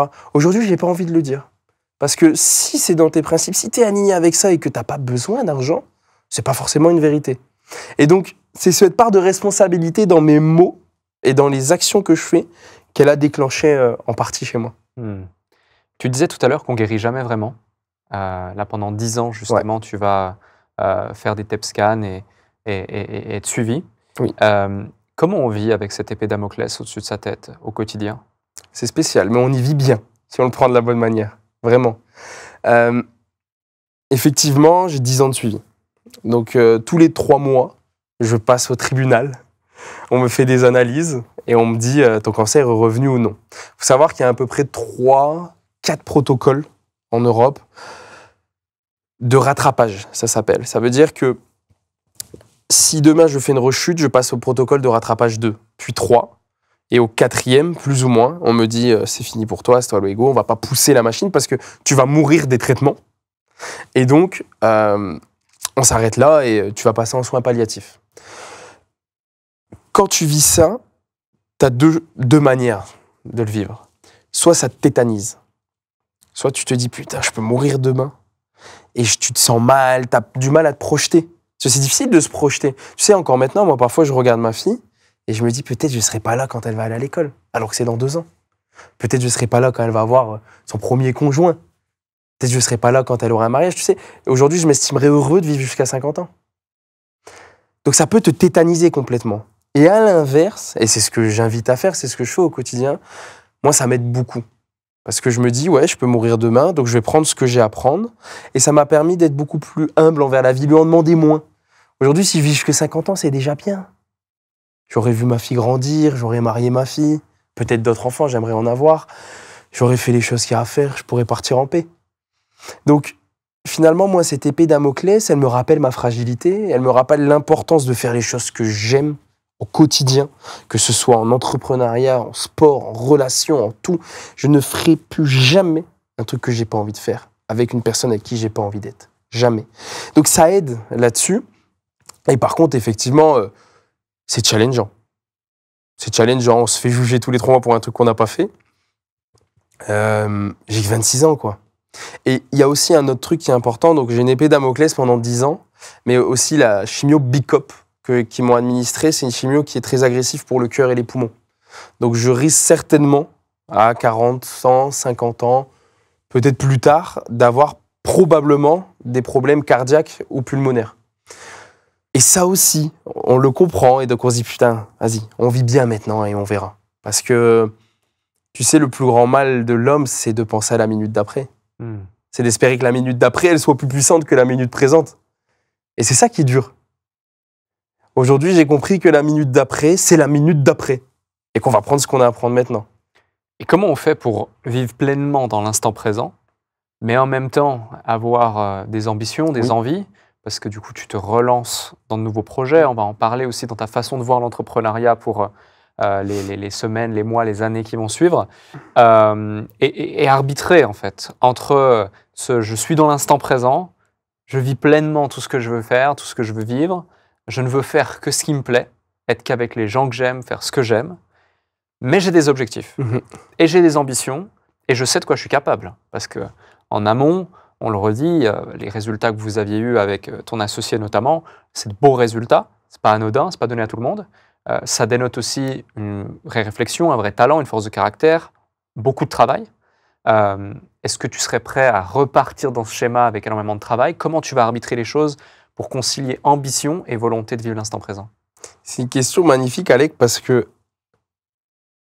sur les 2-3 derniers mois, je l'ai eu, cette question. Parce qu'en fait, encore une fois, on nous donne des idées parfois préconçues. Et on nous dit, si tu vis dans le moment présent, il faut être un moine tibétain, te poser devant le paysage et pas bouger. Et j'ai compris tout doucement, avec mon cheminement, et je vais l'expliquer un petit peu, que on peut vivre l'instant et en étant dans le présent, bâtir le futur et de créer des très grandes choses. Pourquoi ? Parce que, en fait, bizarrement, en tout cas, ça a été mon expérience, c'est que plus je fais les choses que j'aime, plus je dis ce que j'ai envie de dire, plus j'amène sur le marché ce que j'ai envie d'amener, et plus ça résonne, et plus ça fait écho, et plus ça marche. Et donc j'ai creusé un peu. Pourquoi en fait ça crée ça ? Parce que l'autre, quand il t'admire toi, il admire ta capacité à être authentique, à être parfaitement toi. Et les gens qui sont très inspirants, en partie, c'est des gens qui nous offrent leur authenticité. Et quand ils ont envie de dire merde à quelqu'un, parfois sur des podiums, parfois sur des... On peut parler par exemple de Bernard Tapie, qui est un entrepreneur qui a fait beaucoup de bruit, qui en fait encore et qui, je pense, en fera beaucoup. Pourquoi les gens l'admiraient en partie ? Parce qu'il osait être lui. Et donc il faisait les choses qu'il avait envie. Et on ne l'admire pas lui, on aime le miroir qui nous rejette de nous-mêmes. Et on se dit, ah moi aussi, j'ai pas envie d'être lui, mais j'ai envie d'être pleinement moi. Et en fait, en comprenant ça, j'ai compris tout doucement, j'ai expérimenté tout doucement. Et tu sais, c'est marrant parce que je l'ai expérimenté techniquement. Genre, j'ai fait un Reels bien copyrighté, un peu comme j'aurais fait avant. Puis après, je fais un Reels moins bien copyrighté, moins bien fait, mais avec ce que je ressens vraiment. Et les datas le disent, ça marche mieux. Et donc, en fait, aujourd'hui, j'arbitre cette manière de vivre en étant pleinement dans le présent, en étant à l'aise, et pourtant en bâtissant des choses. Et je te le dis à toi, j'ai l'intime conviction que ces choses vont être 10, 20, 100 fois plus grosses que ce que j'ai fait avant, en étant toujours avec ces objectifs-là de faire des choses qui sont alignées avec mes valeurs et faire des choses que j'aime. Et quand je fais quelque chose que j'aime pas, parce que ça arrive, tu sais, les entrepreneurs, s'il faut sortir la poubelle, tu sors la poubelle. Mais je le fais quand même en amour parce que ça me porte et ça me permet de faire des choses que j'aime au quotidien. Et c'est là la différence. Donc il ne faut pas croire que vivre le moment présent, c'est d'être un moine tibétain et de regarder le paysage. Tu peux être pleinement dans le présent, en train de bâtir ton futur en faisant des choses que je t'aime. Et je pense que c'est la grande métrique. Plus tu fais des choses que tu aimes, plus tu ouvres et t'offres ton authenticité au monde, et plus ça impacte. En tout cas, c'est ma vision à moi. Ça ne veut pas dire que c'est la vision de la réussite entrepreneuriale. C'est ma vision à moi de la réussite globale. Et effectivement, tu l'as dit, j'ai les capacités d'impacter, alors je vais le faire. Mais en faisant des choses que j'aime. Et je crois que c'est ça la plus belle réussite. Parce que tu sais, avant de crever, moi quand j'étais en chimio, les quelques moments difficiles où j'ai cru crever, j'ai jamais demandé mon trophée ClickFunnels. J'ai jamais demandé les comptes qu'on avait sur la boîte. J'ai demandé de l'amour, j'ai demandé de voir ma mère, j'ai demandé de voir ma femme. J'ai demandé une petite discussion avec l'infirmière. Pas le reste. Donc aujourd'hui, j'œuvre et je bâtis sur des choses alignées avec moi, sur des choses que j'aime. Et même quand parfois je refais des petites tâches qui sont difficiles et que j'aime pas, je fais en sorte qu'ils soient minimes et je les fais en amour. Parce que ça me porte. Il y a de ça 1 an jour pour jour, tu n'avais pas encore eu cette nouvelle. Donc tu entreprenais, tu étais dynamique, tu kiffais la vie, tu étais en Thaïlande, voilà. Tu étais actif dans tes boîtes. Quelle est la différence de perception de ton quotidien entre il y a 1 an jour pour jour et demain ou dans 6 mois ou dans 1 an jour pour jour où tu vas également opérer tes boîtes en tant qu'entrepreneur, mais concrètement, quels sont les ajustements, peut-être des ajustements infimes et qui font de grandes différences que tu vas mettre en place ou que tu as déjà mis en place et qui peuvent être assez concrètes pour que celles et ceux qui nous écoutent puissent se projeter et peut-être se dire « Ah ouais, cette voie est peut-être la bonne. » Aujourd'hui, je suis challengé, moi. Je suis challengé parce que j'ai ce qu'on appelle des leucocytes bas. Ça veut dire que j'ai des défenses immunitaires très basses. Autrement dit, c'est l'hiver. Peut-être ça s'entend, je suis enrhumé. Et je chope toutes les maladies. Ça fait 2 mois que je suis malade. Depuis que c'est l'hiver, je suis malade. Et donc, j'ai un niveau d'énergie tellement plus bas qu'avant. Aujourd'hui, j'arrive à travailler 3 heures par jour, 4 heures quand je pousse. Et après, je suis fatigué, je suis pas bien. Et au début, je l'ai pris comme une malédiction un petit peu. Comme une... Ah, c'est grave, c'est chiant, ça m'embête.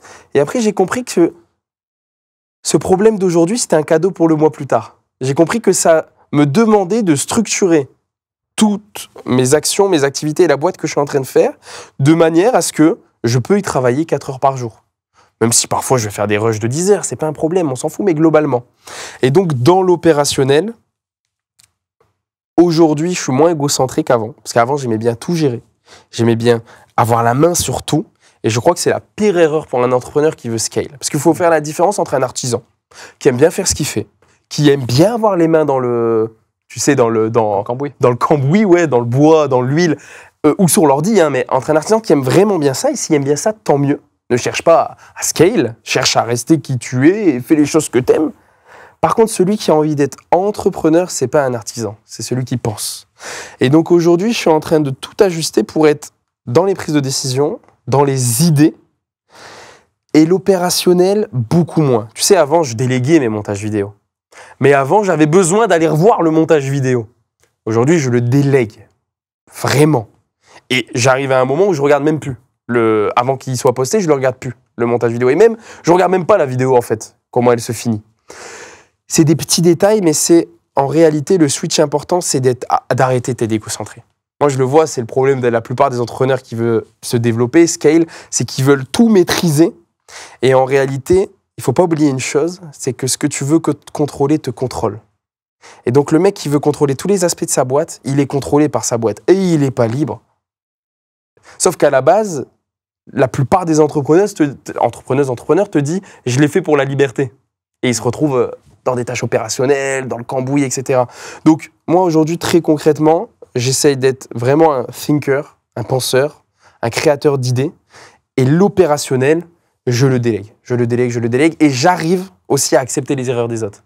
Parce qu'avant, j'étais le pire. Mon associé, il va peut-être écouter cette vidéo, tu me pardonneras pour toutes ces années difficiles avec moi, mais dès qu'il y avait une petite erreur, je pétais un plomb. Dès qu'il y avait une petite erreur une petite faute sur un montage, ça me rendait dingue. Dès qu'il y avait une erreur d'automatisation, ça me rendait dingue. Aujourd'hui, c'est pas grave. Et il y en a, mais c'est moins grave. Tu penses donc que c'est lié à l'ego, c'est ça? Ouais. Tu évoquais l'ego. Comment faire abstraction de son ego pour pouvoir avancer, pour prendre du recul, faire confiance. Je me reconnais assez dans ce que tu dis, parce qu'effectivement, j'ai pu progressivement prendre de plus en plus de hauteur sur l'entreprise, ce qui fait qu'elle en est là où elle en est. Si j'étais en train de micromanager chaque tâche et tout vérifier, on ne pourrait pas avancer, c'est certain. Je pense même que je serais un frein à sa croissance plus qu'autre chose. C'est incroyable de se dire ça. Ah, mais c'est sûr. Incroyable de se dire ça, c'est un cheminement incroyable. Mais comment en arriver là, pour celles et ceux qui nous écoutent et qui peut-être se reconnaissent dans le schéma que tu as évoqué? Et moi, je me reconnais dans le passé, en tout cas, du schéma que tu as évoqué.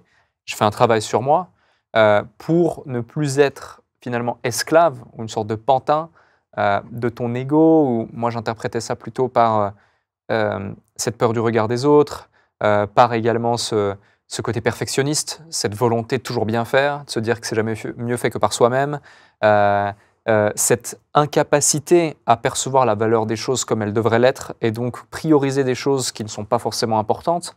Alors oui, aujourd'hui, ça m'embête quand il y a une faute d'orthographe dans quelque chose qu'on a publié ou que quelque chose n'est pas fait exactement comme je voudrais. Mais c'est pas grave, c'est fait, c'est publié, c'est fait, on avance et on voit comment on peut l'améliorer pour que ça ne se reproduise pas. Et on met en place des process, et ce n'est pas exécuté par moi directement. Pour ceux qui nous écoutent et qui peut-être se reconnaissent, comment du coup battre leur ego plutôt que de se faire battre par lui? Dans l'entrepreneuriat, en réalité, c'est quoi qui pousse à ces actions-là? C'est la peur. C'est parce qu'ils ont peur. C'est parce qu'ils ont peur de tout perdre. Et donc, ils ont besoin de tout contrôler parce qu'ils pensent que s'ils contrôlent, ça va mieux marcher. Ce qu'il faut comprendre, c'est que ton business, c'est pas toi. C'est très difficile. Surtout dans nos business à nous, basés sur le personal branding. Encore plus. Ton business, c'est pas toi. Ton business, c'est pas ta vie. Ça fait partie de ta vie, mais c'est pas ta vie. Et donc, une fois que tu comprends ça, tu as moins peur et tu acceptes les choses. Une fois que tu comprends que ton business, c'est pas ta vie et que, moi, je leur dis aux personnes qui nous écoutent, face à la mort, t'en as rien à foutre. T'en as rien à foutre. Donc, c'est pas ta vie. Et une fois que tu comprends ça, tu peux commencer à te détacher un petit peu. Et il faut se détacher parce qu'il y a un problème quasi identitaire avec nos entreprises. C'est notre entreprise. Combien d'entrepreneurs se disent c'est mon bébé? C'est pas ton bébé, c'est une entreprise. Elle crée du chiffre d'affaires et il faut qu'elle tourne. C'est pas ton bébé. Il faut enlever un peu l'émotionnel, surtout dans la gestion d'entreprise. Ça ne veut pas dire mettre de l'émotion dans son impact, dans l'entreprise, dans la mission. Moi, je crois qu'il en faut. Mais dans l'opérationnel, l'émotion, elle n'a pas sa place. Et donc, je trouve que la plus bonne clé pour ça, et après, il y a plein de clés techniques que tu connais bien mieux que moi, c'est d'arrêter d'avoir peur, de se rappeler que ton business, c'est pas ta vie. Et quand tu comprends ça, d'un coup, c'est moins grave. Aujourd'hui, je connais des personnes personnellement, j'en fais partie, qui n'ont plus d'attache émotionnelle à leur business. Ça veut dire que aujourd'hui, moi, que mon business, il fait 0 ou il fait 200 000, ce que je veux, c'est impacter le monde. Et le chiffre d'affaires va être la définition de l'impact que j'ai. Donc, c'est important. Mais c'est pas ça qui me fait vibrer, c'est pas ça qui me fait... Non, ce qui va me faire vibrer, c'est que grâce à ça, il y a des gens qui vont venir me voir et qui vont me faire un câlin. Et qui vont dire « Ouais, t'as changé ma vie ». Il y a des gens qui vont venir me voir et qui vont me dire « Ouais, ça fait des années que j'ai envie d'entreprendre et tu m'as permis ce truc-là. » Et qui va faire un câlin et qui va dire « Je vis mieux ». C'est ça qui me fait vibrer.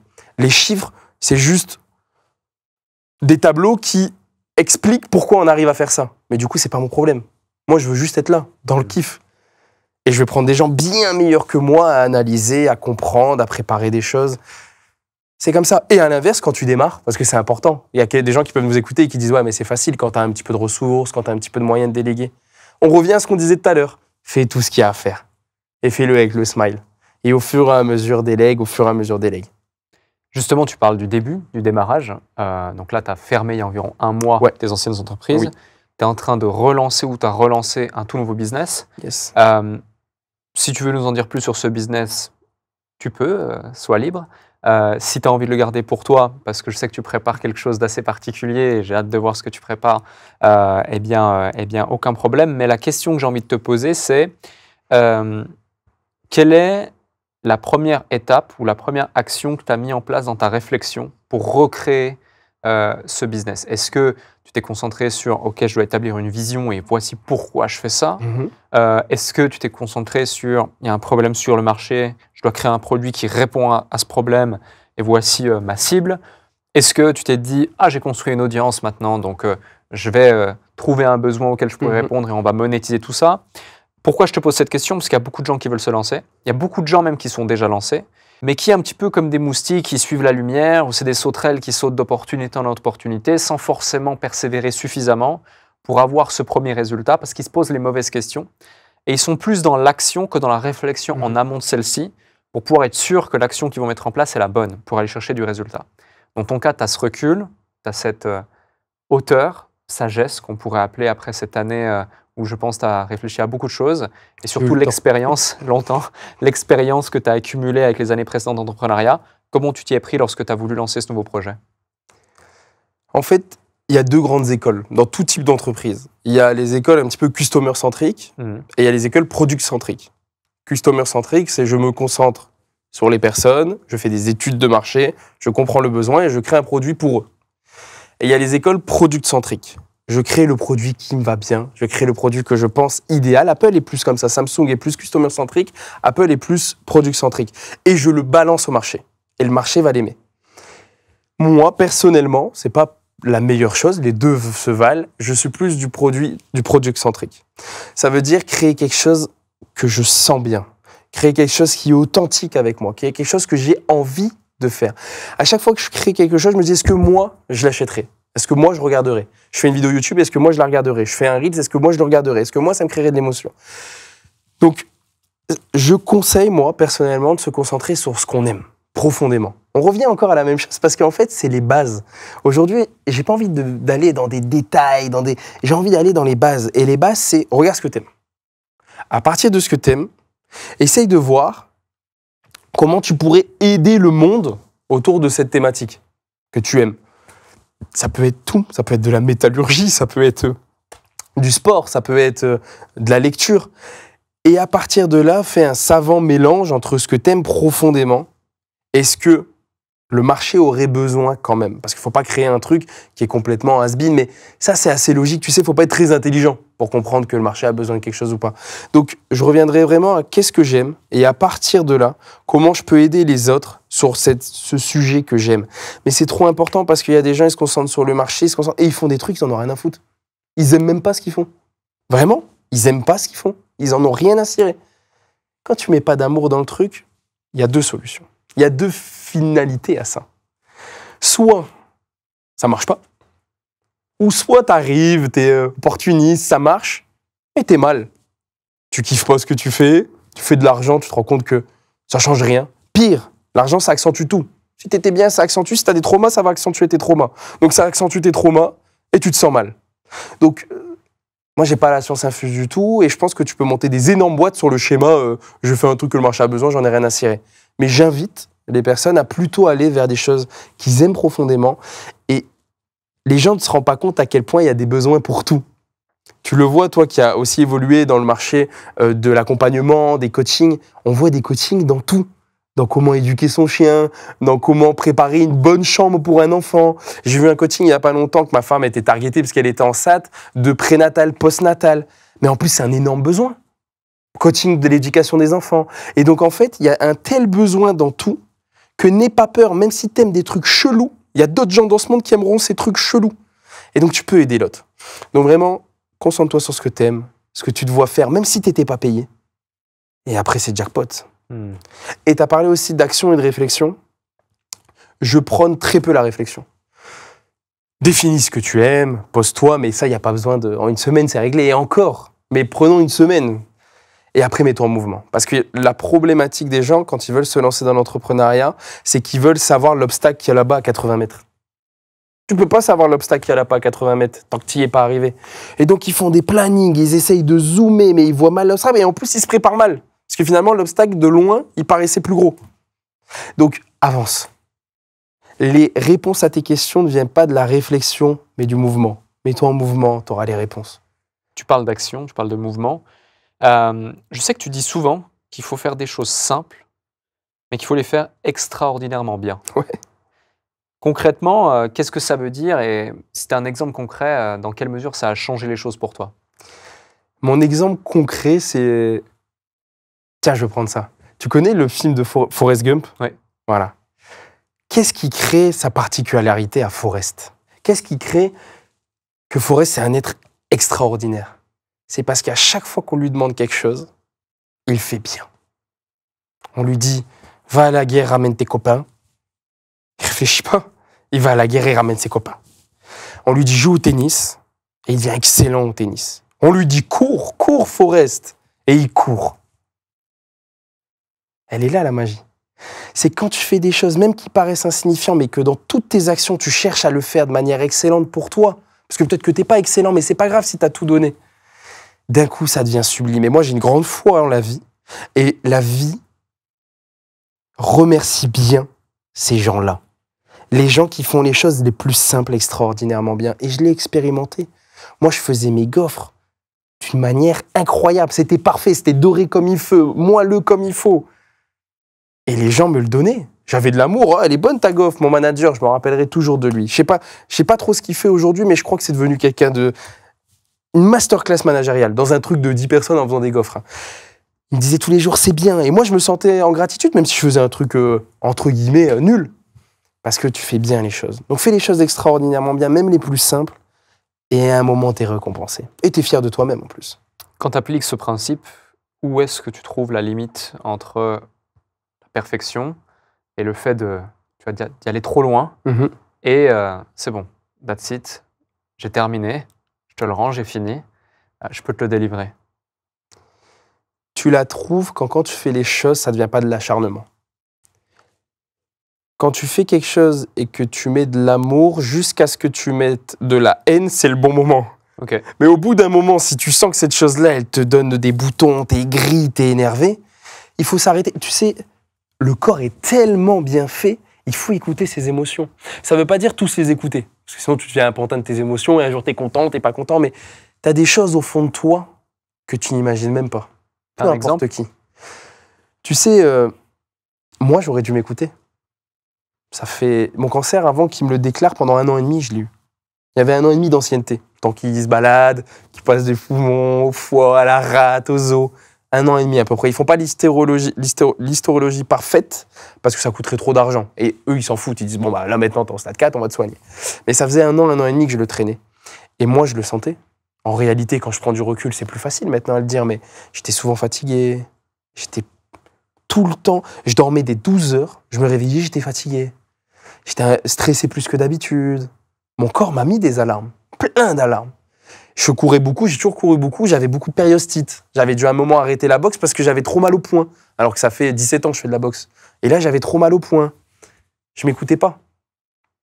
Et donc, si la personne qui nous écoute actuellement, qu'elle soit multimillionnaire, ou qu'elle soit dans un job simple, de cadre, ou même qu'elle soit dans un job plutôt alimentaire qu'elle fait parce qu'elle doit survivre, tu sais ce qui est bon pour toi. Tu sais ce qui est bon pour toi. Ressens. Si tu te lèves fatigué tous les jours, c'est pas normal. Tu sais très bien que c'est pas normal. Si t'es malade tous les 2 jours, c'est pas normal. Va voir le médecin. Mais si t'as pas de maladie, c'est autre chose.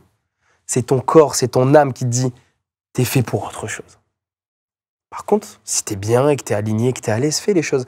Il y a des gens, ils ont des vies complètement simples, mais ils donnent des leçons en dev perso, ils donnent des leçons en bonheur, en joie, parce qu'ils sont bien, ils sont alignés, ils se sentent bien. Ils vivent plus longtemps d'ailleurs, ces gens-là. À ce moment-là de ta vie, selon toi, pourquoi tu t'écoutes pas? Parce que j'écoute le bruit, j'écoute ce qu'il y a autour, l'extérieur.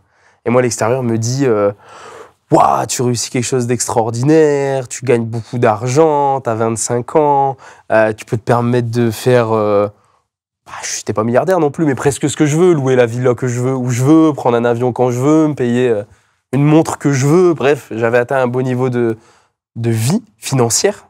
Et donc moi, je ne m'écoute pas parce que je me dis, mais qu'est-ce qu'elle me raconte, cette voix? Tout est parfait, là. Je suis bien sportivement, je suis bien avec ma femme, je suis bien dans le business. Je ne vais pas l'écouter. Mais parce que je me concentrais sur ce qui était autour. Tu te sens invincible, quoi. Invincible. Et les gens me voient invincible. Ça a été une claque pour énormément de personnes. Parce que dans mon entourage, dans mes amis, dans les gens même un petit peu plus loin, dans mes connaissances, même entrepreneuriales, les gens m'ont toujours vu comme un leader, comme quelqu'un qui est intouchable. J'ai une petite anecdote d'ailleurs par rapport à ça. Quand j'avais 18 ans, j'ai passé le permis et j'ai loupé. La première fois que j'ai passé mon permis, je l'ai loupé. J'appelle mon père pour lui dire j'ai loupé, il me croit pas. J'appelle ma mère, elle me croit pas. J'appelle mes amis, ils me croient pas. J'appelle ma femme, elle me croit pas. J'appelle la marraine de ma femme avec qui on est proche, elle nous croit pas. Kémy, il peut pas louper. Kémy, il win. Kémy, il win. Kémy a fait crever cette année. Parce que personne n'est intouchable. On dit souvent, c'est quand on est à 2 doigts de perdre quelque chose qu'on en voit la valeur. Ouais. C'est pareil pour la vie? Oh oui. Ouais. En fait, c'est quand tu comprends que quelque chose est fragile que tu lui donnes sa valeur. On parle souvent, même en marketing, de valeur perçue. Le plus grand problème, c'est que les gens ont une mauvaise valeur perçue de leur vie. Ils ont des valeurs perçues sur des choses parfois inutiles, parfois utiles, mais de la vie, la valeur perçue sur la vie, il nous faudra un bon marketing et un bon bundle. Parce que les gens ne voient pas à quel point c'est une chance énorme de se lever et ouvrir les yeux. Cette hauteur, cette sagesse, ces prises de conscience que tu as aujourd'hui et qui sont spontanées, naturelles et que tu partages, est-ce que tu as mis en place des rituels pour t'en rappeler et continuer à cultiver cette comment dirais-je,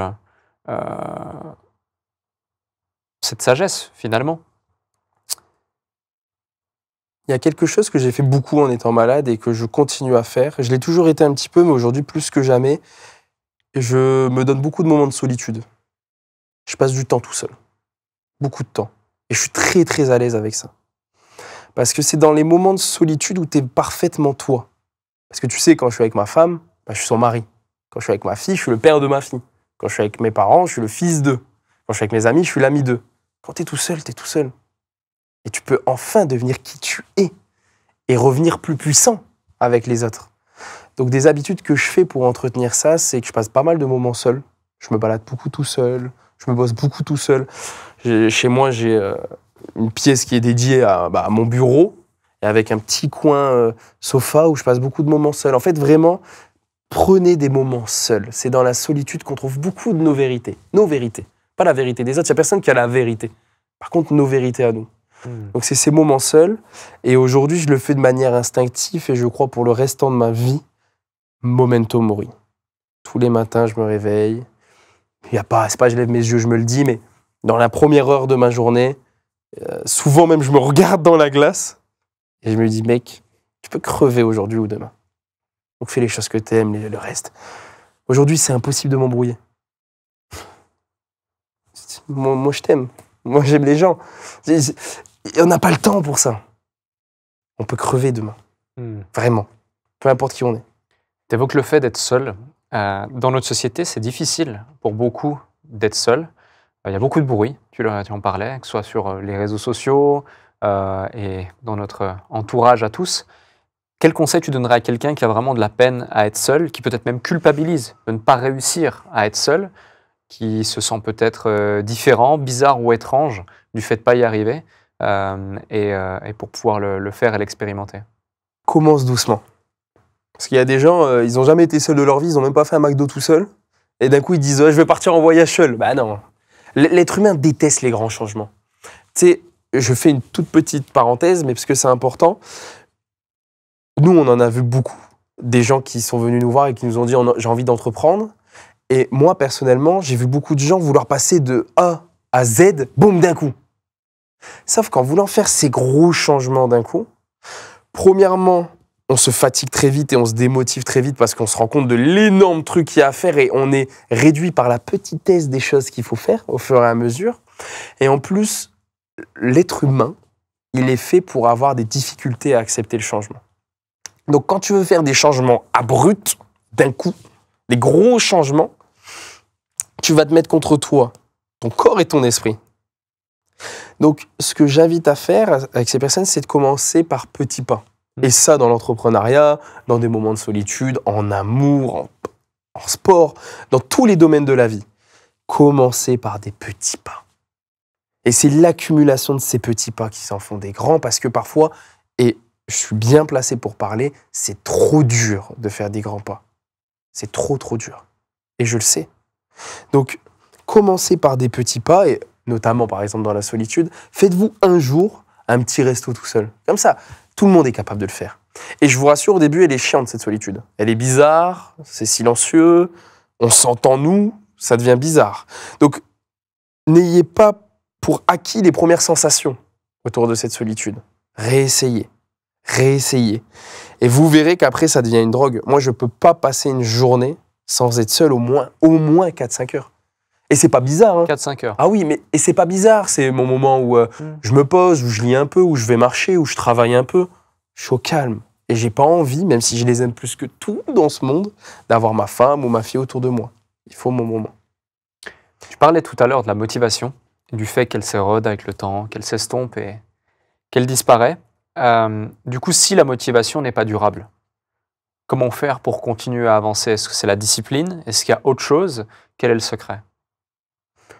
Je sais pas si j'ai le secret, mais j'ai mon secret à moi. Et que j'ai répété souvent dans cet épisode parce que c'est la base de tout. Ouais. Quand tu fais ce que t'aimes, t'as pas besoin de motivation. Moi, je te connais, je sais que t'aimes bien, Alec, faire ce qu'on est en train de faire, cet exercice d'échanger, de parler, de créer du contenu, de partager. T'as pas besoin d'être motivé pour faire ça.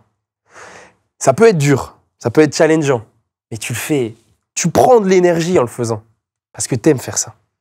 Donc, moi, je pense qu'il y a un sage mélange entre faire les choses qu'on aime, et après, il y a un truc aussi, dont j'ai pas parlé et que je trouve très important, c'est la contribution. La vie, elle est tellement belle qu'on donne. Elle est tellement belle qu'on fait les choses pour, en partie, les autres aussi. On a une société, on en parlait tout à l'heure, européenne et même plutôt occidentale, extrêmement égocentrée, extrêmement individualiste. C'est pas de notre faute, c'est notre éducation, c'est notre chemin, c'est notre histoire. C'est ça qui rend triste. J'ai étudié un petit peu les zones bleues dans le monde, et les zones bleues, c'est les zones où on vit le plus longtemps. Et la première zone bleue, c'est Okinawa. C'est une ville au Japon.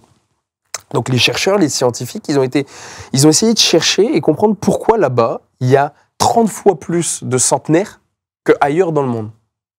Et ils ont défini certaines choses. Et l'un des piliers les plus importants, c'était la contribution. C'est qu'ils sentaient qu'ils vivaient et qu'ils œuvraient en partie pour les autres. Quand tu fais les choses pour les autres, pas que pour les autres, parce que parfois, certains tombent dans des travers et se nourrissent qu'en faisant des choses pour les autres. C'est pas ce que je suis en train de dire.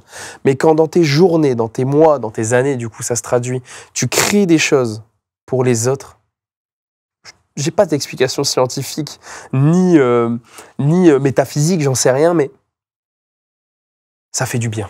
Et moi, aujourd'hui, j'ai jamais autant œuvré en pensant à l'autre, et j'ai jamais été aussi à l'aise en faisant ce que je suis en train de faire. Donc, contribuer et aller petit pas par petit pas, et c'est ça qui crée la discipline. Et la discipline, elle fait du bien. Moi, j'ai une variable entre mon niveau de flow, donc un peu de discipline. Le flow, je dirais que c'est la discipline de l'artiste.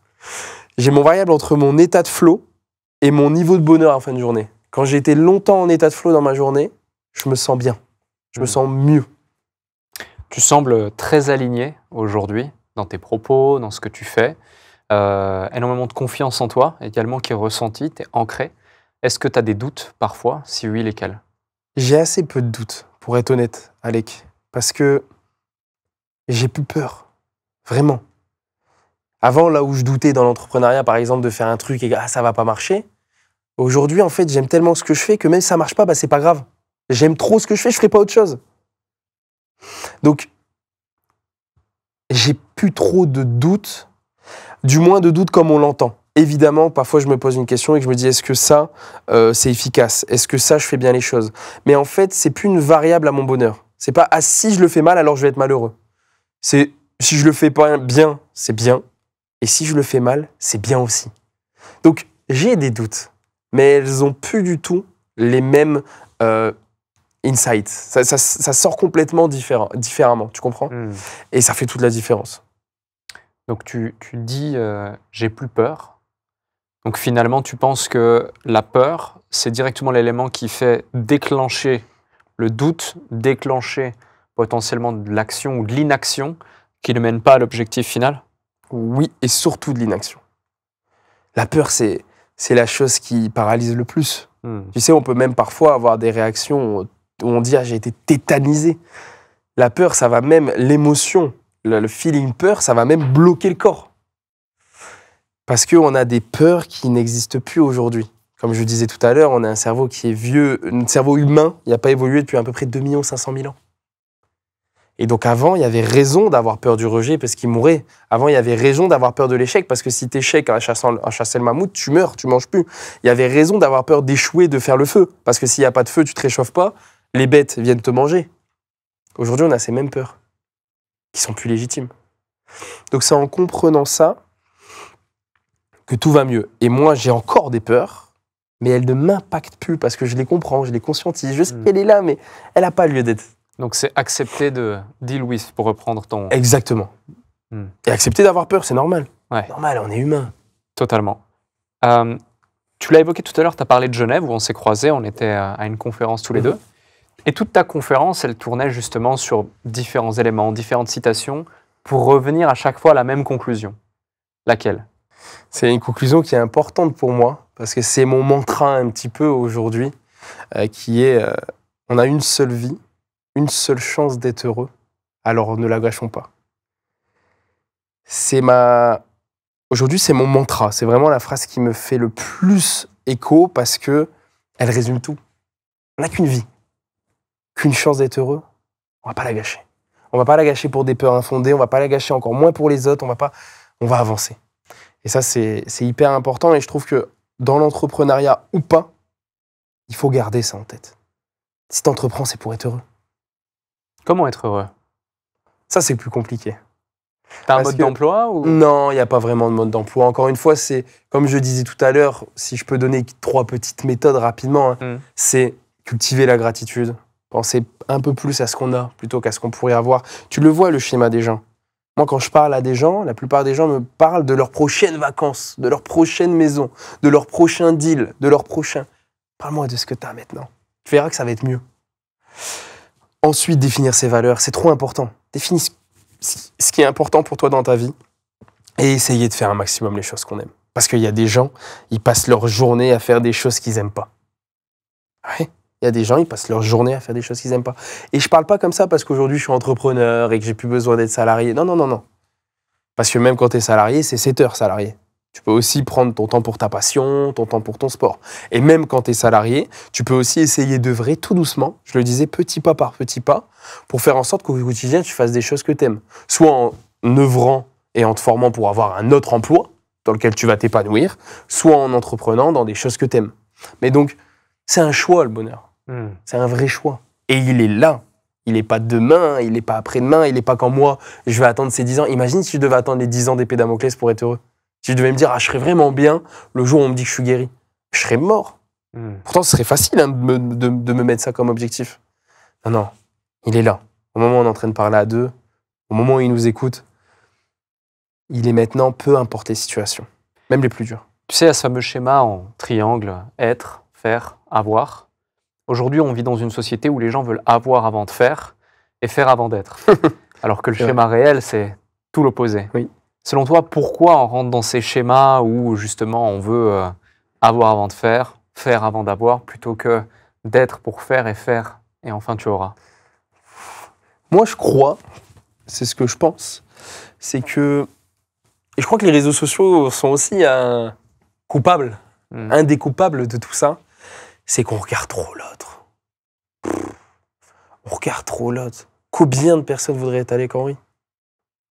Combien de personnes seraient capables d'être Alec Henry avec tous les problèmes que tu as eus de gestion, de vie, comme tout le monde ? Très peu. Donc, il est vraiment là, je pense, l'une des plus grandes sources de malheur, c'est de regarder l'autre. Et les réseaux sociaux, c'est le meilleur moyen, les réseaux sociaux, de comparer l'extérieur de l'autre à ton intérieur. Le game est biaisé. L'extérieur de l'autre est toujours plus beau que son intérieur, c'est normal. Ils ne savent pas toutes les souffrances que j'ai pu avoir, que tu as pu avoir, qu'un Nelson Mandela a pu avoir, qu'un Mike Tyson a pu avoir, peu importe les grandes figures qui peuvent inspirer, qu'un Usain Bolt a pu avoir. Ils ne savent pas toutes ces souffrances qu'ils ont eues. Et à quel point ils ont dû être avant de faire et d'avoir. Donc, elle est vraiment là. Si je peux donner un tout petit conseil, c'est de se comparer à soi, de regarder ce qu'on a. Et regarder ce qu'on a, ça ne veut pas dire ne pas être ambitieux. Parce que tu peux être aligné avec ce que tu as, être en gratitude pour ce que tu as et dire, moi, par plaisir, parce que j'ai envie, parce que je veux contribuer, je veux aller là aussi. Mais tout le chemin, je serai bien. Parce que c'est pas en allant là que tu vas être heureux. C'est en étant heureux maintenant. Parce que quand tu vas arriver là-bas, tu vas te rendre compte que tu vas aller là-bas. Et après, tu vas te rendre compte que tu vas aller encore là-bas. Et si à chaque fois ton bonheur, tu le mets à ces étapes-là, tu as un bonheur en dents de scie.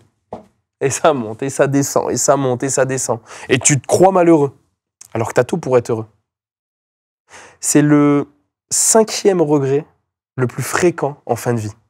Et il y a un livre extraordinaire, j'ai oublié le titre, d'une Américaine qui a travaillé 10 ans en soins palliatifs, donc avec des gens de tout âge qui allaient mourir, et qui a listé les 5 plus grands regrets. Et le dernier, c'est « Je ne me suis pas autorisé à être heureux ». Et à chaque fois, les gens finissent par dire « Mais il était là, le bonheur. Il était là maintenant. » Mais on se rend compte parfois un peu trop tard. J'ai une avant-dernière question pour toi. Oui. Si on te demande de définir ton parcours en un mot, lequel ce serait et pourquoi? Acceptation. Acceptation profonde. Des choses qui sont et pas des choses qu'on voudrait avoir. C'est notre plus grand tort à nous, êtres humains.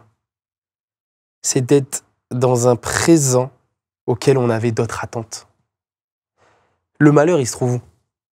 Il se trouve dans l'espace qu'il y a ici, entre ton présent actuel que tu as et celui que tu aurais voulu avoir. Il est que là.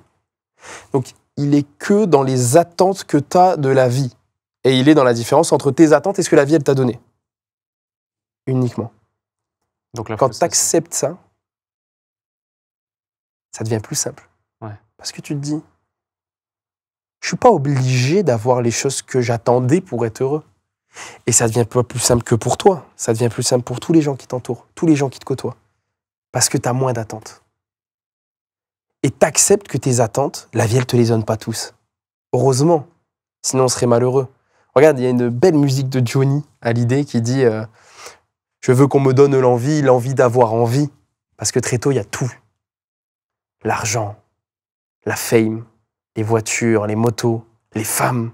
Il n'y avait même plus envie. Donc, il faut accepter ce côté-là de on n'a pas tout ce qu'on veut. On est des sales gosses, en fait. Je vois plein d'adultes dans des corps d'enfants, de sales gosses. Pardon, d'enfants dans des corps d'adultes. Des sales gosses qui ont dit « Ah, mais moi, je voulais ça !» Ah, tu l'as pas eu.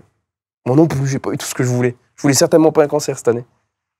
Mais la vie, Dieu, tu l'appelles comme tu veux, mais très souvent, et moi, c'est ce que je crois, c'est qu'une croyance ici, quand elle te bouscule tes plans, c'est pour ton bien. Merci Camille pour cet échange. J'ai Merci à toi, Alec. adoré ce moment qu'on a partagé. Je pense qu'on était dans l'instant présent. J'espère que vous aussi, d'ailleurs. J'ai une dernière question à te poser, mais avant ça, je vous invite, si vous avez apprécié cet échange au moins autant que j'en ai eu de plaisir à l'animer, eh bien faites-le nous savoir directement dans les commentaires, likez la vidéo, partagez-la.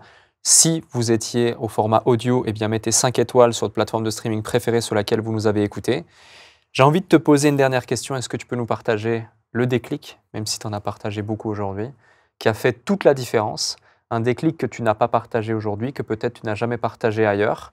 Ça peut être une simple phrase, une anecdote, une situation, quelque chose de positif ou quelque chose de moins positif, peu importe, mais tu as carte blanche pour le mot de la fin. C'est dur.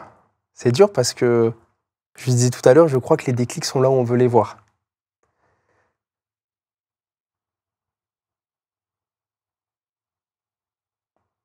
Moi, je crois que l'une des choses dans toutes ces étapes cette année qui a créé un vrai déclic chez moi, c'est cette dame qui m'a dit que j'allais mourir. Je ne l'ai jamais partagé. Je l'ai partagé en off à toi et je le partage ici. Je ne l'ai jamais dit parce que c'était trop dur de le dire. Mais face à la mort, j'ai compris à quel point la vie était belle et ça m'a rassuré. Ça m'a beaucoup rassuré. Ça m'a rassuré parce que finalement, c'est notre finitude à nous. S'il y a une chose dont je suis sûr, Alec, je suis sûr et certain, je suis sûr, pour toi comme pour ceux qui me regardent, c'est qu'on va tous finir entre 4 planches. Le reste est incertain. Et parce que le reste est incertain, on peut créer ce qu'on veut de la vie. Alors créons, soyons des bâtisseurs, aimons ce qu'on a, ce que la vie nous donne, et ça fera toute la différence. Et c'est une des choses qui rend le plus heureux, c'est d'accepter tout ça. Merci Alec. Merci, Kimil.